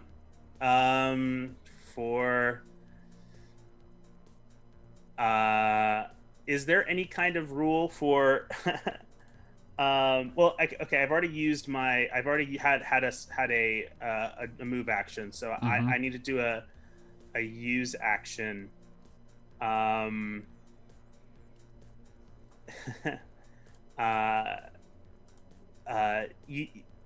You see that Vogue is just, has this all of a sudden, arms this massive claw, this gauntlet, kind of the fingers begin to retract, and you see that they are now, from the first episode in which we saw it, they are now the quality of them has changed, as they are now made of lodium. and these massive gauntlets. He's looking at all of these little mechs that are just sitting ducks to him, but he can't bring himself to attack them. There's like his fingers like on like a button for firing, and it's just kind of quivering there for a second, and he instead realizes he has another switch, and he's just going to go ahead and switch that on, and he's going to use this new little thing he found inside of the Okami called a precog manipulator. So this is something that gives me advantage on them next turn. I mean, I would have advantage if I attacked anyway, but I think at this point, Mattie's just spending time. So you also get advantage if they attack you. You have advantage to avoid their attacks as well with the precog. Okay, and so the idea of the precog, that's something that's happening to me. Correct. Yeah. So I'm kind of seeing like what their next moves could be. Yeah, it's almost like it's almost like an add-on to the Geist system, where it's like the Geist system allows you to react like instantaneously. The precog system like pushes it even further, where it's like you can kind of see what's about to happen. This is perfect because there is nothing that Mattie hates about himself than his connection to this Geist system, and so as he is sitting there, he's unable. So he doesn't even flip a switch. I take that back. He's out there and he's not sure what to do, and there's a high stress level. You see that there are these like little vital signs that are showing up on him, where it's like heartbeat is raising, perspiration is high, blood pressure's through the roof. He's kind of getting clammy and chilly, and his face drains of color. And all of a sudden there is just like this, I don't know, this sound effect, almost like whatever sound effect happens whenever we go into the Geist system, this and he's sort of jolted back, and then basically all of the world around him is now just, he is in this endless void of just different like glowing orbs and lights and weirdness all around him, and he kind of looks down on the battlefield, and he tries to find where he's at, and the still feeling like he's floating in midair. Everything kind of becomes clear, and everything kind of gets bathed. Everything that he sees gets bathed in this glowing light, and he's starting to see almost like shadows, or like if you were to take a picture of somebody running and you would kind of see that they sort of fade away. He sort of sees these shadows of mechs kind of moving in different ways. If they go in one direction, but some of them go another direction. These different paths in which they could take. Even he sees himself going down and just destroying them. He sees them dodging out of the way. He sees them attacking him. He sees all of these different variables all at once. And he already has this bloody nose from when he was one with the machine, and now it's kind of like coming out of his ears too. And he looks frightened, but also powerful at the same time. And that's his move. Awesome. Yeah, the separation between you and Vogue is kind of blurring right now, as these different systems are sort of interfacing with your cybernetics. Yeah, that's very killer. Threes, you are up. You were charging and waiting for this thing to fire, if I remember correctly. If you want to continue waiting for that, I will allow you to kind of ready an action, and sort of you can interrupt its turn if it starts to try to fire that cannon. Oh, you're muted. Sorry. Yes, that is pretty much exactly what I want to do. Is just kind of drift right now and have my sights aimed. Like everything is ready, everything is calculated. I'm just waiting for this thing to fire. I imagine it like at the end of Jaws when he's laying on top of the ship with the rifle and he goes, "Come on, you son of a bitch!" Just like waiting for the thing to open. Yeah. I was picturing that scene in Terminator where he's on the gear. You know? Oh yeah. Yes. Yep. With the swarm die, so Barker and I were actually talking about this today, about the idea of being able to split up and combine swarm dice. And so, Mattie, because you left your swarm behind, what that would mean is basically, if you wanted to upgrade your die, you could basically take it from a D6 to a D8 because you have those extra mecha on your team. Yeah, that's perfect. Cool. All right. And actually, that brings us to your turn, Rain. Tulip is cued into all the action and is noticing the victory that's taking place around her, and she takes a deep breath and then just slams the comm with a fist and says, "Together now for the prince!"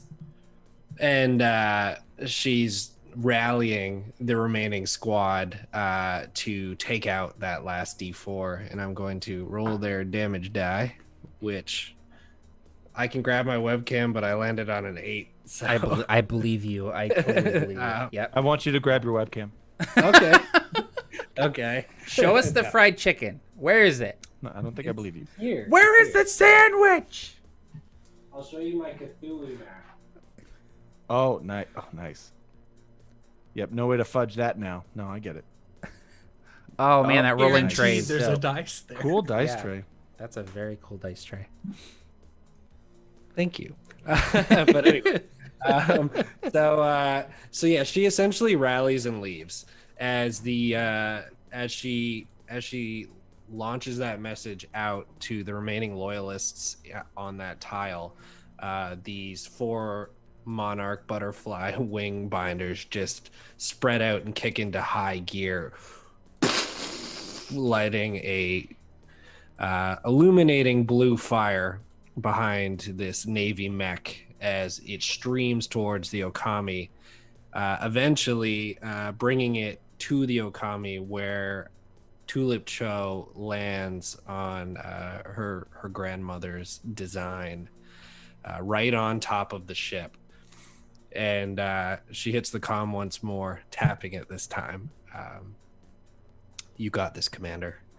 And I'm going to use my inspiring speech to give you advantage, Mother Trucker. Is that on any roll? Closer near Mecha on a single test. Awesome. Okay, cool. Sorry, I'm slightly distracted because Brandish Gilhelm, our artist for Mission Manual, just sent his mock-up of the cover, and it's really, really cool. So I'm geeking a little bit about that. Okay, so things to look forward to if you support the new mission manual on Kickstarter. November 16th, you can see what the cover looks like. So Rain, you gave Raptor your what are they called? Inspiring speech. Yes, advantage for on the next roll. Got it. Electrochemical. My A retro one-liner. You got this, Commander.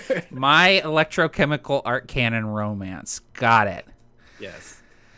Okay, that's my NaNoWriMo novel actually that I'm working on right now. Electrochemical romance is fucking dope, though. I know. I feel like it's like a mecha romance novel. Yeah, it's gonna sell really well on Amazon. Okay. No pilots, just nope. giant robots. Yes. No pilots. We never enter the cockpit. Nope, never see him. That brings us to you, Raptor. You are facing off with Paladin Warhawk, who has this, what was formerly its wing, has kind of slid up onto its arm, almost like a gauntlet blade sort of underslung, and it's sort of, the edge of it is sort of almost like white hot and sort of vibrating with this heat as it sort of wheels back and prepares to stab into the Okami with it. A lot happening in this moment, and there are words reverberating through Mora's mind. Neon saying, "Vector cleared, Commander," as the blips on the radar of the enemies in this quadrant just beep, beep, beep, beep, beep, beep, beep, and just fizzle off into nothing. And then Paladin Rain's voice, "You got this, Commander." Mora feels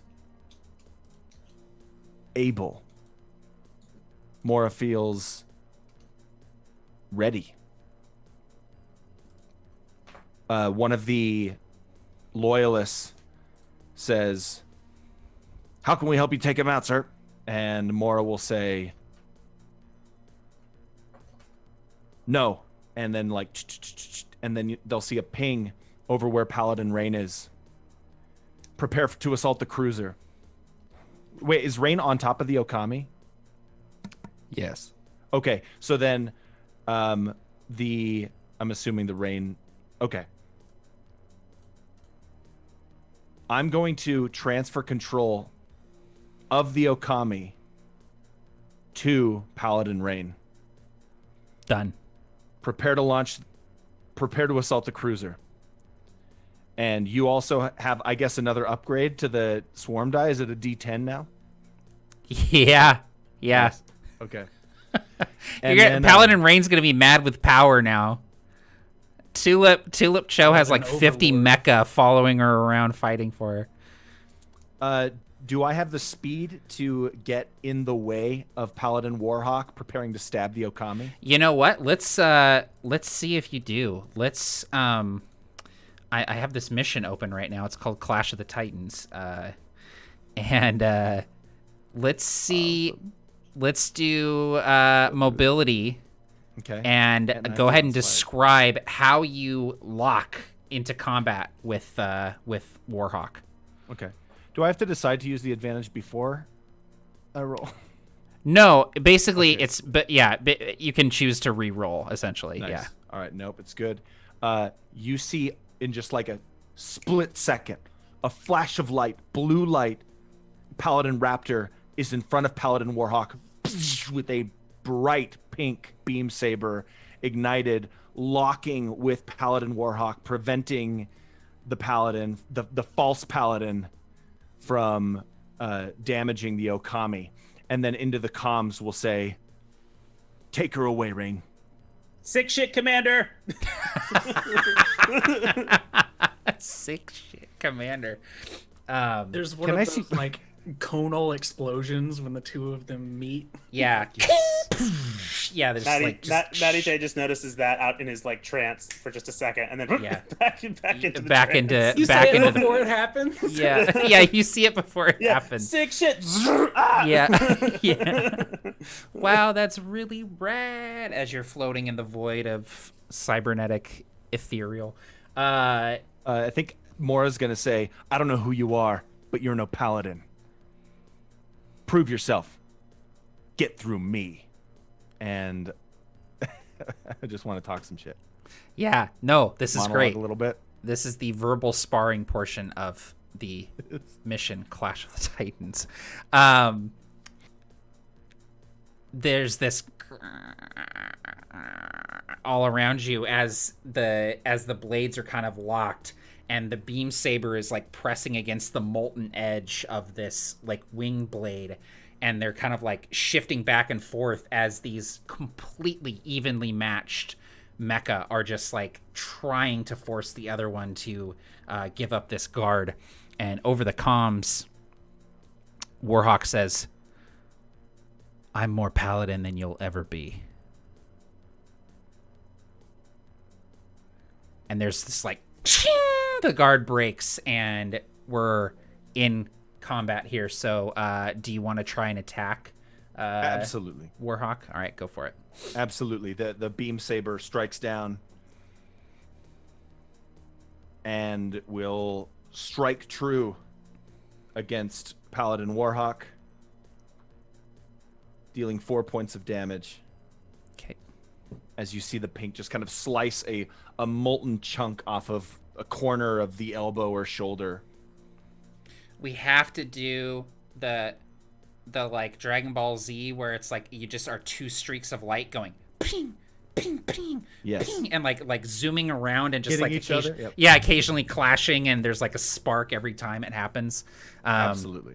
Because you're both just like blindingly fast, incredibly sleek and maneuverable mecha chassis that are just clashing against each other here in the void of space. Okay, awesome. All right, bad guy's turn. Let me swap over. So Warhawk coming at you, Raptor. Go ahead and give me a mobility test if you would. I have not needed that advantage yet. The mobility test is a great success. Okay. The Paladin Warhawk half transforms. The wings unfurl, and there's like these... The arms are sticking out, and the legs are too, but the wings are essentially like a jetpack on the back of this mecha, and it comes charging forward, zooming with this wing blade, and as it slashes... Raptor's not there anymore. You've already maneuvered away. You find yourself anticipating Warhawk's movements, almost like you know them, like you know yourself. Feels like I'm fighting a mirror image, he would mutter to himself. The remaining mecha here see a Neon charging up this weapon, and they're going to charge into this space and try to attack here. So I'm going to need a mobility test from you, Neon.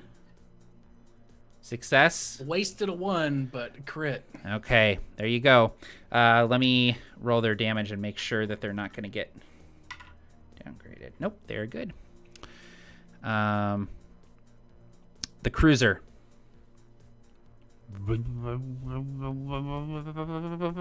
The plates slide back, and Threes, you're sitting there just watching this. You've got the shot. You see the shields flicker for an instant as it prepares to fire. Give me a roll with advantage, since you've set this shot up so perfectly. You probably already have advantage with all of your shit. Yeah. Triple advantage. Triple advantage. Go, go, go, go, go. So I rolled an 8, so I hit. I already pre-rolled because I was really excited to see how this went. Yes. So I did 30 damage. We're Oh my built for God. Damage, Matthew. threes and Neon are built to host. That's some unreasonable. damage. It's so Like good. it is kind of unreasonable. I literally every time I play have to have a separate sheet to map out how I get the most damage. Oh my God. Holy shit. Maybe you should be the commander. So I got a fucking glove here. Kind of cool. To be You fair, take I it rolled- out. So I rolled 3 dice, but I actually rolled max damage on 2 of them, but I only got a 2 on the third one. Oh, that's so I disappointing. love how the paladin who went invisible and jumped all the way across the battlefield is like, I have a claw. It's like, no, you have lots of cool shit. The cruiser, if not destroyed, is taken out of the fight. What happens as this shot essentially goes into the barrel of this cannon? So I imagine that like on the bridge you have like all the commanders and stuff giving orders, and they're like, power up the mega laser or whatever the fuck it's called. And as soon as Threes, like I would assume that Threes is not just tuned into like the sight, but he can also like see the energy signature like starting to build up on like the cruiser, and as soon as it starts, he like his beam beam thing glows and fires, and again you follow the shot and it goes through the barrel like right into wherever the energy source is coming from, and it just like explodes. And it's like that scene in like all Gundam shows where like there's like an explosion starting in the belly of like the cruiser, and the people in the brig are like, what is that? And it's like, sir, we've been hit, and the whole thing just like blows up. Yes. Yeah, I imagine it like the hull just glows white hot preceding the explosion, and then it just rips from the inside. So, like, even if the ship hasn't been completely decimated, you can tell that it's like drifting now, and it's like no longer functional. Oh god, or that's so explosions cool. just like blossoming on it as it's like probably going to crash into an asteroid. Yeah, it's completely drifting out of control. That it's still intact mostly, but the underside of it is completely shredded open as this explosion just popped all along the barrel and then leading up into the generator of this massive cannon. And so it starts drifting, and you hear over the comms, yeah, wow! Just all the loyalists just going crazy as this cruiser goes down, and they're saying, Prince Pax, Prince Pax, Prince Pax, like chanting your name as you take down this literal icon of their oppression here on this planet as it careens towards the asteroid, this massive cruiser. Well done. It was an insane amount of damage. His last thing he'll say, mission complete. Oh, God. That's so good. Okay.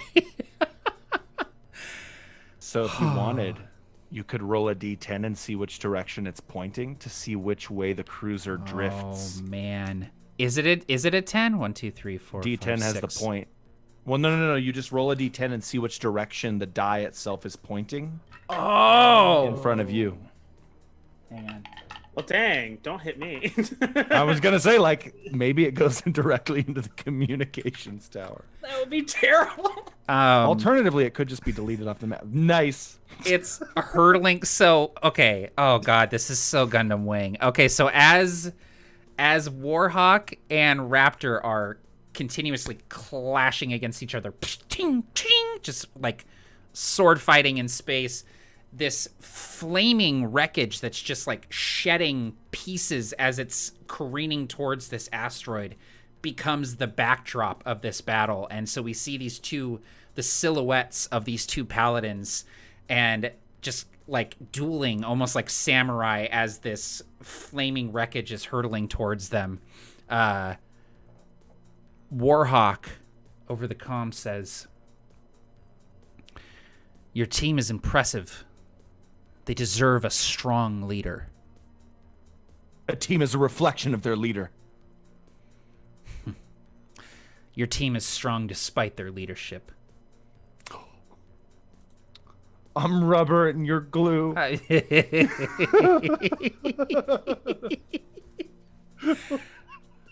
Oh, man. Okay. All Get right. wrecked. I text it to him. Like, fight me 1v1 IRL. Get out of your mech. Let's do this. I don't know. Do I make a roll for that? Does that demoralize me at all? Oh, hang on. Let me check the mission. Oh my goodness! All these toys. No, you don't have to make a presence roll. He's just being an asshole to you. And by now I understand that his voice sounds very similar to mine. Probably. And you're definitely picking that's up on wigging it. me out. I don't think I can understand the clones thing yet. Kind of just insulting himself when you think about it. Sure. It's very right? true. Exactly. It's very Tell true. me. Okay, so that was the bad guys. This big cruiser is going to hit that asteroid in one turn. Just FYI. So it is flying towards this asteroid. It's going to run into it in one turn, and you probably don't want to be close to it when that happens. We're back up at the top of the initiative. Neon, you're up. So the camera has been focused on these two clashing, and over their shoulders in the background comes this flaming wreckage hurtling towards them in the Okami. And it kind of spins around and comes over to this other asteroid where I've been, and Threes is behind me, floating in the void, like siege mode, anchored. My swarm is tangling with the remnants of this last swarm over near me, who just recently tried to attack and failed to get through them. So they would probably hear this. My swarm would hear the comms come over and say, changing targets. And then, like, around the asteroid with these rocket-propelled boots, I come with a rock from the asteroid itself, because I can use improvised weapons and deal normal damage. So I have, like, this big hunk of space rock, and I just throw it over my head. Since it's 0 Gs, it can be as big as needed from when this asteroid got shot before. I'm going to... you just see, like, the two giant arms, this rocket-propelled hurl this giant rock down at that last swarm. Awesome. This is going to be me using my attack, and then I will use Charging Strike if I need to after. Cool. Awesome. That is a success, barely. That's the highest roll I've ever had on an attack roll. 8 damage. 8 damage. That's enough. Go ahead and describe what it looks like. So, the swarm of Pax's companions that have come to help us here kind of get this heads up warning, this reacquiring target, and they move to the sides just as this huge hunk of iron and stone hurtles through space and smashes into them, scattering this big group of shielded, almost phalanxed soldiers. And when they scatter apart, all of my swarms in around them. They can't regroup and just pick them apart. And I turn my attention back to this comm relay all the way across the world where Mattie is. And then I look back at this listless ship, and I'll key in and just ask the whole team, anyone need help out there?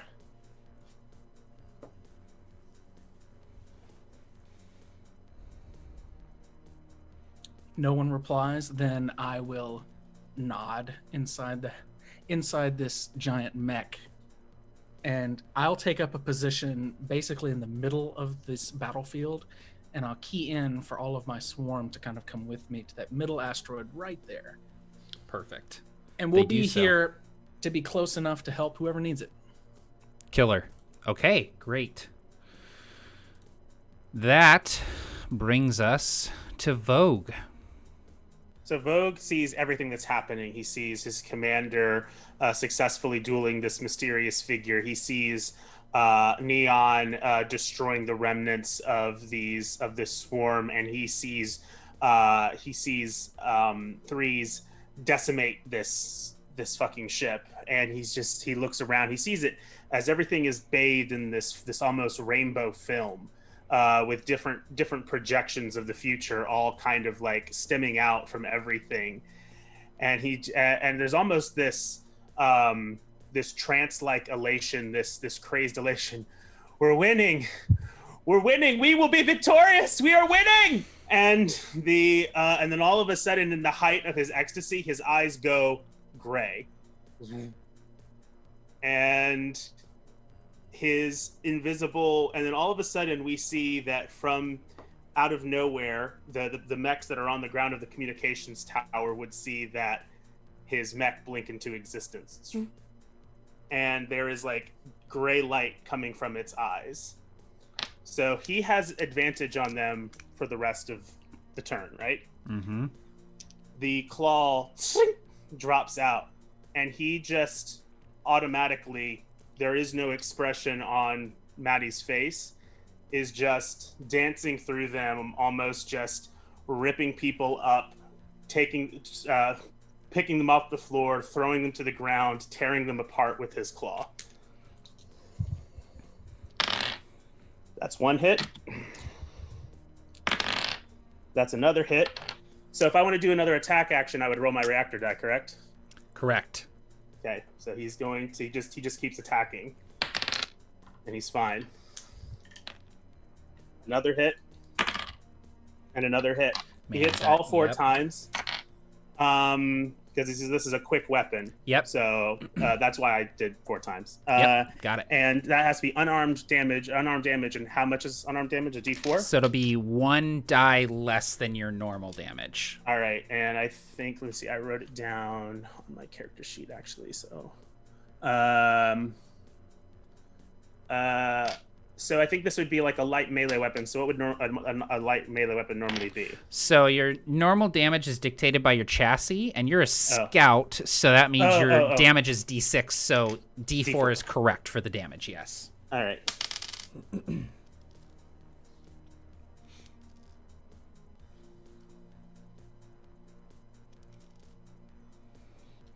12 damage. Ooh. That is enough to drop them down to a D4 on the swarm die.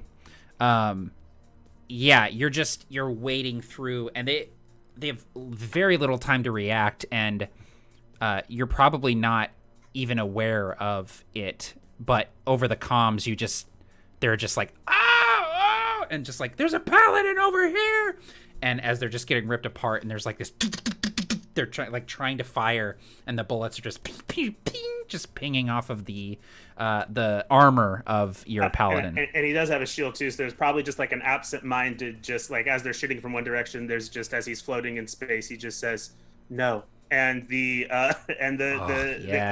shield just goes up, and he just slaps them, like just backhands them, turning them into just mulch. Yes, this is Mattie's Ketra moment here for sure. 100%. This is wonderful. Yeah, you just anyone who's paying attention, I think Neon 3s, you would definitely see that the fight is starting at the comm station, and you just see just ping, ping, ping, just like the flash of gunfire and pops of explosions as Vogue attacks these defenders of the comm station. 3s, you're up. Okay. So what is the dice of the people at the comm station? They are down to a D4 now. Cool. So I'm going to use one of my actions to charge up my Buster rifle. Speaking of which, I actually need to do a thing real quick. Okay, cool. Sorry, I always forget to roll my reactor die, so rolled it for last time, rolled it for this time. Perfect. And I'm going to go ahead and try to take a shot. Ooh, got a crit. Okay. Cool.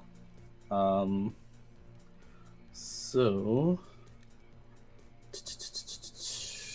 I don't think I'm gonna reckless attack, so I'm just gonna roll twice. Okay. Like, I would show you guys with my webcam. I just rolled a 12, but my webcam is ghetto-ly duct taped to my monitor. Don't do it, man. It's never worth it. It's not worth it. I'll move the webcam. You'll cut off your dang head. 1, 2, 3, 4, 5, 6, 7, 8, 9. Oh, well, 29 damage. What the hell? Just counting. All right, well, You the dang comm broke your station goes game. down too. No, I'm just kidding. I was gonna say, don't miss. Yeah.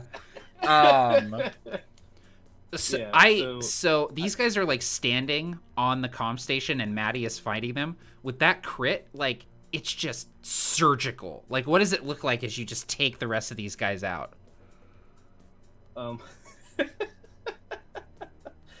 So I imagine that again in the cockpit, I'm just running a bunch of algorithms and calculations, and you just see the little circle targeting system trying to get them while they're fighting Mattie at the same time into a position where they're in a line that I could take them all out without hitting Mattie or the comm station, which is like 1 in a millionth shot or something. Right. And then as soon, like the second it all clicks out and you hear the beep, beep, beep, beep, beep, I just hit the button and it just shoots through all of them in like different positions. Like one might go through the core, through the cockpit, through the head, just disabling or completely destroying all of them, skewering them with this like plasma shot. I love it. All right. Rain, you're up.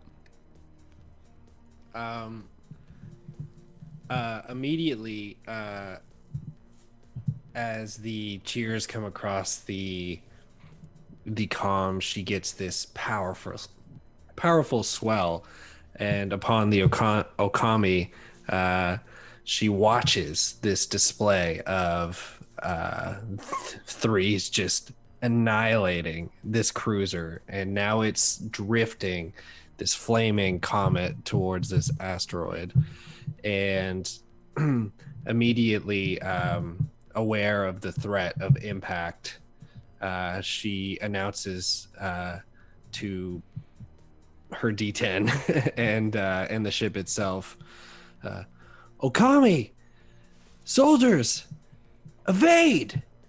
And I think she would direct the ship, if she could, since we're kind of like, besides this dogfight, I think we're kind of out of combat per se. So I would like to direct the ship. I know this is not map appropriate, but I would like to direct the Okami for my actual turn, between the north and east hexes, so away but still towards the base, if that Sort makes of sense. up here. Yes. Yeah, got it. And since I'm upon the Okami, on my proper turn, Tulip is leading this charge of just this massive swarm of loyalists and loyalist frames, with the Paladin reign on top of the Okami, when out of the corner of the camera panel, she sees just Mattie start to tear apart. Like, all of this is happening simultaneously, I imagine. And Mattie's starting to rip apart these machines. And immediately, almost instinctually, despite feeling well in control and very confident leading this party, she just screams, Mattie! And the leg thrusters of the Paladin just kick Tulip right the fuck off the Okami, and she just starts barreling through that hex towards Paladin Vogue, and to the point where by the time threes hit strikes, precise strikes, just start to pick off the last of that swarm, Tulip's mecha is drifting slowly now, her thrusters kind of pushing in reverse to slow her approach, as she just rushes in to try to catch Mattie's mech in space. Just screaming over the comm, Mattie! I don't imagine that Mattie responds.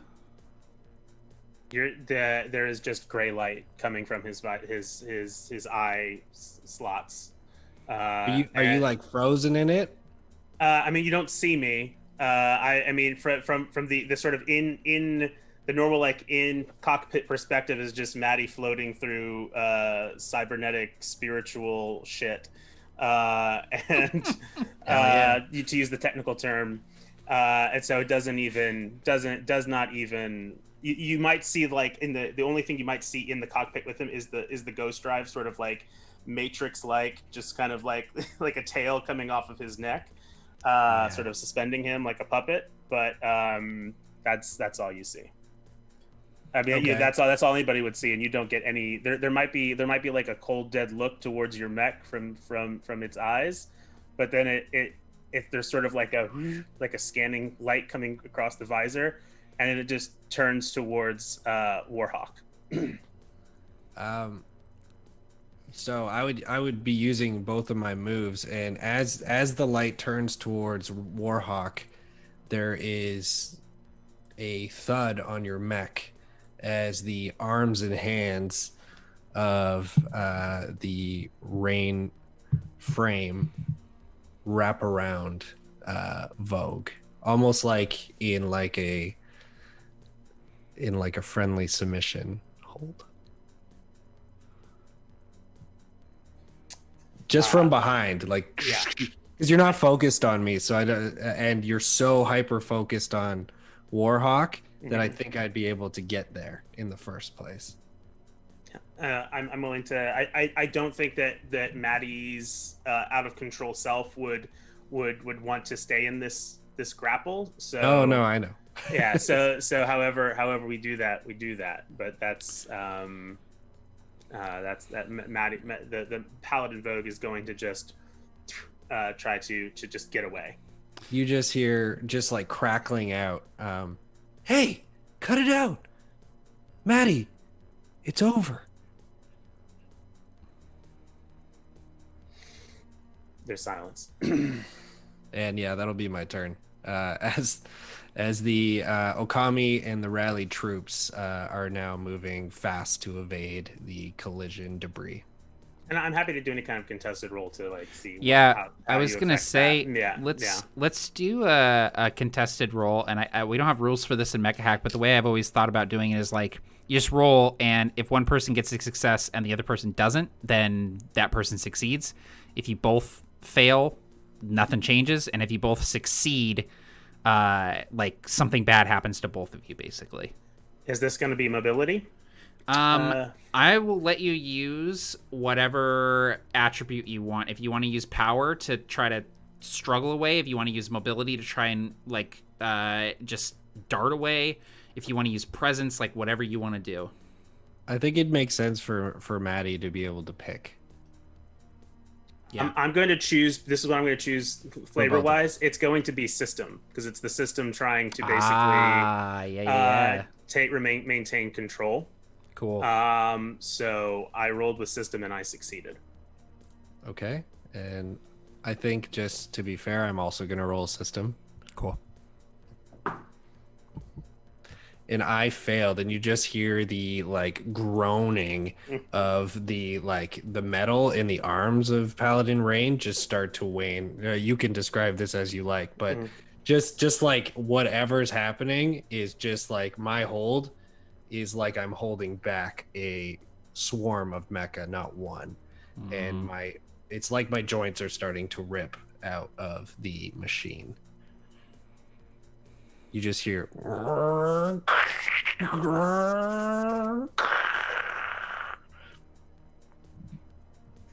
Awesome. Sounds good. but I don't know what this looks like. If this is damage, if you attack, or where. I don't attack. It's just literally, you might try, and it's just going to break through. And there might be like a pushing. There might just be like a zero damage, just kind of like backhand with the claw. And you see that the jump jets are getting ready. Oh man, them jump jets. Tulip and the Paladin Rain float away, and there is an emotional, vast distance between her and Mattie Jai. Yes. She reaches out, actually, and you just see those pinprick anime tears floating in the 0G cockpit. Oh, yep. Just glistening in the cockpit. Yep. Raptor, you clash again with Warhawk. Both of you have sustained damage. There are like open parts showing wiring and sparks coming out. Warhawk thrusts backwards and lands on the asteroid, kind of taking a knee. and then stands up, holding this blade. The cruiser is hurtling towards the two of you. Warhawk kind of looks up to you, floating there, and says, "Come on, then. Let's finish this."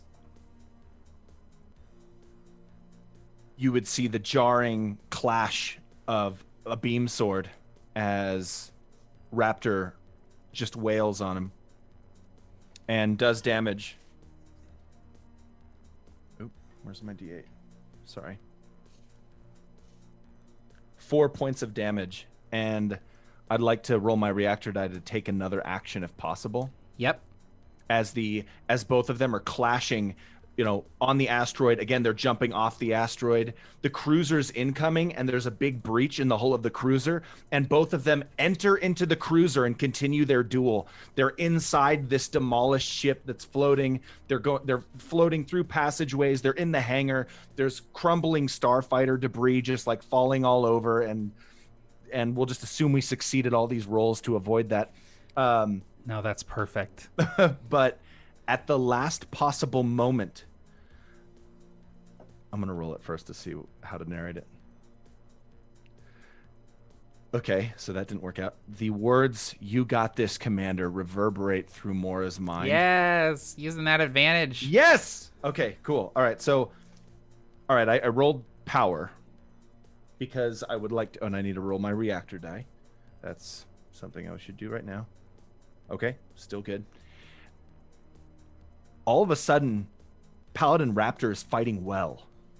And maybe there's a moment where Mora can tell that whoever this enemy combatant is, he got him on their heels. And at the very last second, as this person is beat, just in this moment, right? I'm not entirely sure if they're destroyed yet, but at the last moment, Mora says, "A leader is a reflection of their team," and then throws the false paladin into the spot between the asteroid and the cruiser as they're colliding. I succeeded at the power roll to throw them. Yes, you did. Did you? What, do you want me to do anything else? There's just this scream of rage that just gets cut out as the cruiser just hits the asteroid. The asteroid, this crack kind of starts at the point of impact, goes through the entire asteroid, debris kind of floating out, and then the asteroid cracks into 3 pieces, and the cruiser continues hurtling through the asteroid, breaking apart as it does so, and there's this massive explosion as the reactor goes up. Raptor, I need you to roll mobility to try and transform and zoom away from the explosion. Hell yeah. The Oh my God, shockwave. this is amazing. By the way, just out of character, John, did you request that we treat the cruiser with a little respect in this fight? Did I hear that earlier? Did you want to keep the cruiser? I mean, John shot the cruiser in the butthole and destroyed it. I didn't know if so... there was a moment where it was like, oh, just leave the gun. Yeah, no. The cannoli. I don't know. Take the cannoli. No one's touched it until this moment. Yeah. John's the only one that's interacted with Yeah. the cruiser. Okay, cool. I wasn't sure if I heard that and missed it, so that's good. I'm really happy that Yeah. we're down to drop this ship off a shelf onto the floor. And Yes. just see what And have it break into a million pieces. All right, mobility. That is okay. All right. Legit critical success. So you see as this collision is occurring, you just see Paladin Raptor transform into this neon blue fighter jet. The wings, the cockpit just kind of narrows forward into this cone, and then the thrusters, blue flame, fire out the back of this mecha now transformed into a vehicle, and it dashes out in the midst of all this debris as the pieces of asteroid and the cruiser are closing in, and he's getting closer and closer to this exit point and closing it. He flips his fighter jet vertically and flies through the crevice, the crack between the two, and they explode behind him, and he goes, "Woohoo!" everyone else they see the collision and this massive explosion as the reactor in the cruiser goes up and the shockwave just spreading outwards, and Raptor disappears off the scanners for a minute. And you're like watching the explosion, and then there's just this streak of light as Raptor, probably trailing flames from this explosion that he's just escaped from, woohoo, comes out of the explosion, and you all see your commander alive and well, if a little worse for wear. In that shape of the Paladin's logo. It's fly. It's that swoopy. Yeah. Oh my god. Okay. From Paladin Neon, like inside the cockpit of Paladin Neon's mech, the little red blinking recording indicators going as she's got like this bird's eye view on the fight. You'll want to see that one. Click the button to store it in the hard drive. Threes, you are floating there, and your uncle in his mech, and you see that his mech is just all damaged. There's just wiring and stuff poking out of it. His shield has been hewn in half, and there's like a molten edge to it. He comes up, and his little it pops up on your HUD, and you see that he's got that anime where like one eye is closed and there's blood coming from his head, and it's going all the way down his face, and he's just like sweating and battered. We won, Prince. Loyalists are reporting cruisers dropping out throughout the system. Infernis is yours. We take the comm station. You can address your subjects. So I feel like he would look at his uncle, and as he's speaking, he would kind of nod and say, "You know, Uncle, you do look like you're getting a little bit sloppy out there." Well, it comes with old age. But I've still got a few tricks left. Well, let's hope that we won't have to use them. Let's get to the comm station, get this all behind us. Threes, as you head towards the comm station, everyone starts to regroup. We cut back to Mattie. What's going on, Mattie? What's happening inside the cockpit of Paladin Vogue right now? I think somewhere distant in this void, there is this sound of Tulip saying, "Mattie!" And Mattie looks back to the cold face visage of Paladin Vogue, looks back towards Paladin Rain, now floating in space after having been knocked away. And I imagine that from this battle, every time that, maybe from the ship or from these different swarm groups, that when people were getting destroyed, not all of them were, the depletion of their forces was not all just death. Right. Some of them was just people retreating. Totally. So Tulip, you see that Mattie's claw retracts and then moves towards his sort of sides and pulls out pistols and just starts shooting people retreating.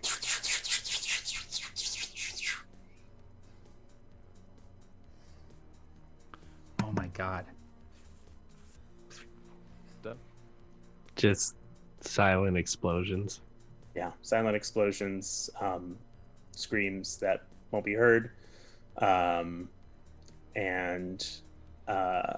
If these ones get cleared, Mattie will then just start flying around the system, picking up people and shredding them apart. We cut as this battle fades. Open space,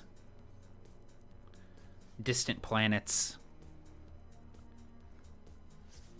There's a sizzle, a spark, and then a heavily damaged Paladin Warhawk twitch jumps into open space. Inside the cockpit, sparks. Paladin Warhawk pulls off their helmet, and again we see Mora's face. Ugh. There's a new scar across Mora's eye where the helmet was split. Mora begins clicking coordinates. Next time, Raptor, I'll be ready. Next time, I'll have my team too. And that is where we will end the session for tonight. Yay! We did Oh it. my god. Oh. Okay, we ticked 4 or 5 items off of my bucket list of RPGs tonight. That was absolutely incredible. So much fun. Jeez, Wow. Mattie. Okay, before I forget, we're going to give away another copy of the Mecha hack tonight. So, everyone in the chat, here's a trivia question for you. And I'll ask the question, and then we can do our outros while people are answering in the chat here. I want to say in the chat really quick, Yeah. make sure you're live. Make sure you're live. Yes, make sure now. you're caught up all the way so that you can get the trivia. If you're not caught up all the way, you don't hear me saying that, but Barker's being a good boy in the chat. Yep. Okay. The trivia question. The first person to answer this correctly in the chat wins either a Mecha Hack PDF or a physical copy if they so choose and they're in the continental US. Please name the 3 original mobile suits of the Federation in the original Mobile Suit Gundam. So there are 3. If you can name all 3 of them, you win a prize. Okay, while people are answering that... Megazord. Yep, Megazord, Voltron, Big O. And Connects. Yes. Pacific Rim. Pacific Rim, and Bionicles. Boom, Bionicles. Got it. No, actually, Aaron got it. He said Big Chonkus, the Microplane, and Letitia. Yep, he got it. All right. Let's go around and do our outros, and I'm gonna get my heart rate under control. We'll start up at the top here. Paladin Neon, JB, go ahead. And we'll do our credits scenes as well, please. Hello, I'm JB. Most of you know me as @DropTheDie, and you can find me at DropTheDie on Twitter or dropthedie.com, where you can check out all the cool stuff that I do. And if you're interested in this Mecha Hack Kickstarter coming up on the 16th, I did write a mission for it. It was a lot of fun, and I'm happy to have contributed not only to that one mission, but a little bit to the entire book in terms of flavor and overall design. It was really great working with everybody.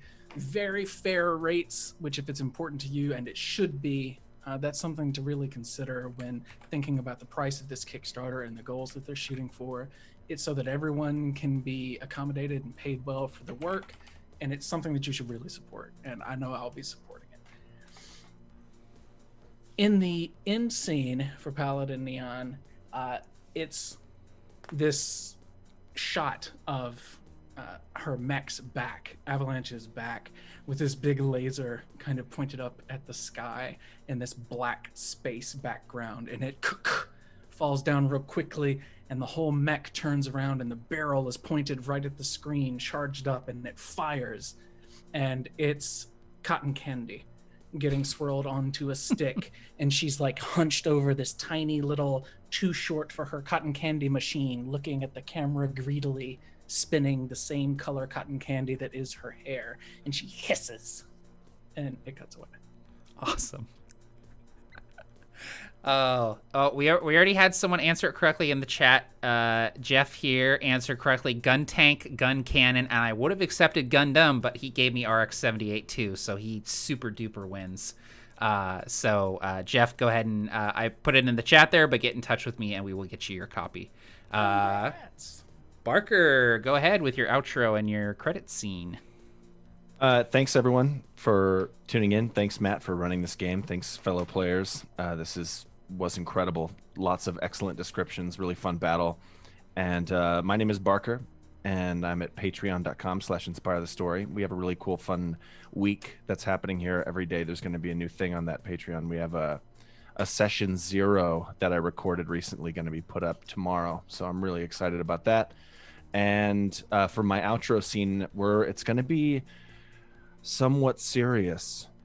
We've, there was an interesting character arc shift for a lot of people, for a lot of characters in this episode.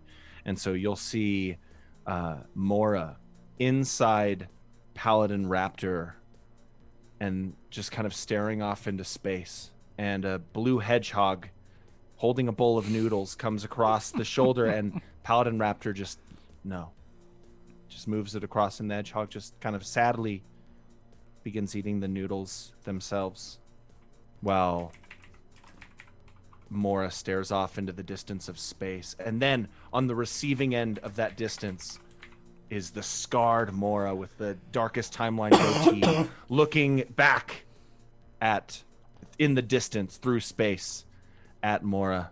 And that's it. Awesome. Up here, Aaron, Paladin, Vogue. Big episode for Mattie Jai. Go ahead and do your outro and your credit scene. Yeah, sure. So thank you, everybody. Please support this new Kickstarter. I really love this game.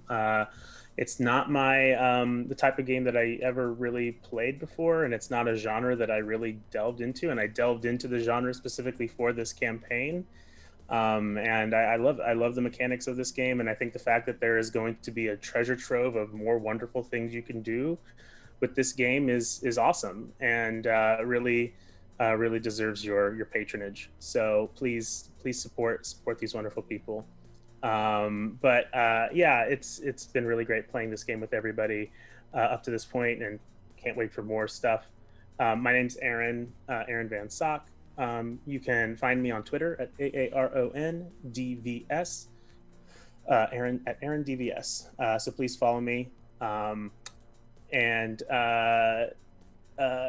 Besides that, my outro scene.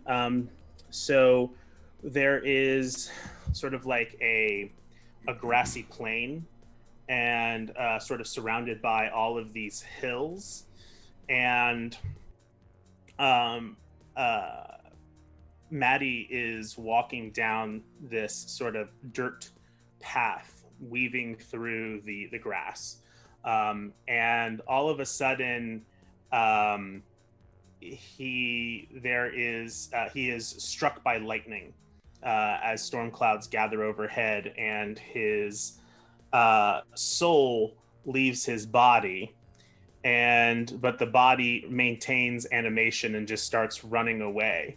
And this ghost of Mattie just is like running after his own body as it's making its way up this hill that's kind of curving, and you can see just beyond the hill is the sea and rocks, and Mattie chases his animated body all the way up to the hill, and as it just gets to this precipice about to fall over the cliff, the ghost of Mattie jumps to grab hold and realizes that that there is no substance to his body, passes right through the body and falls down into the sea.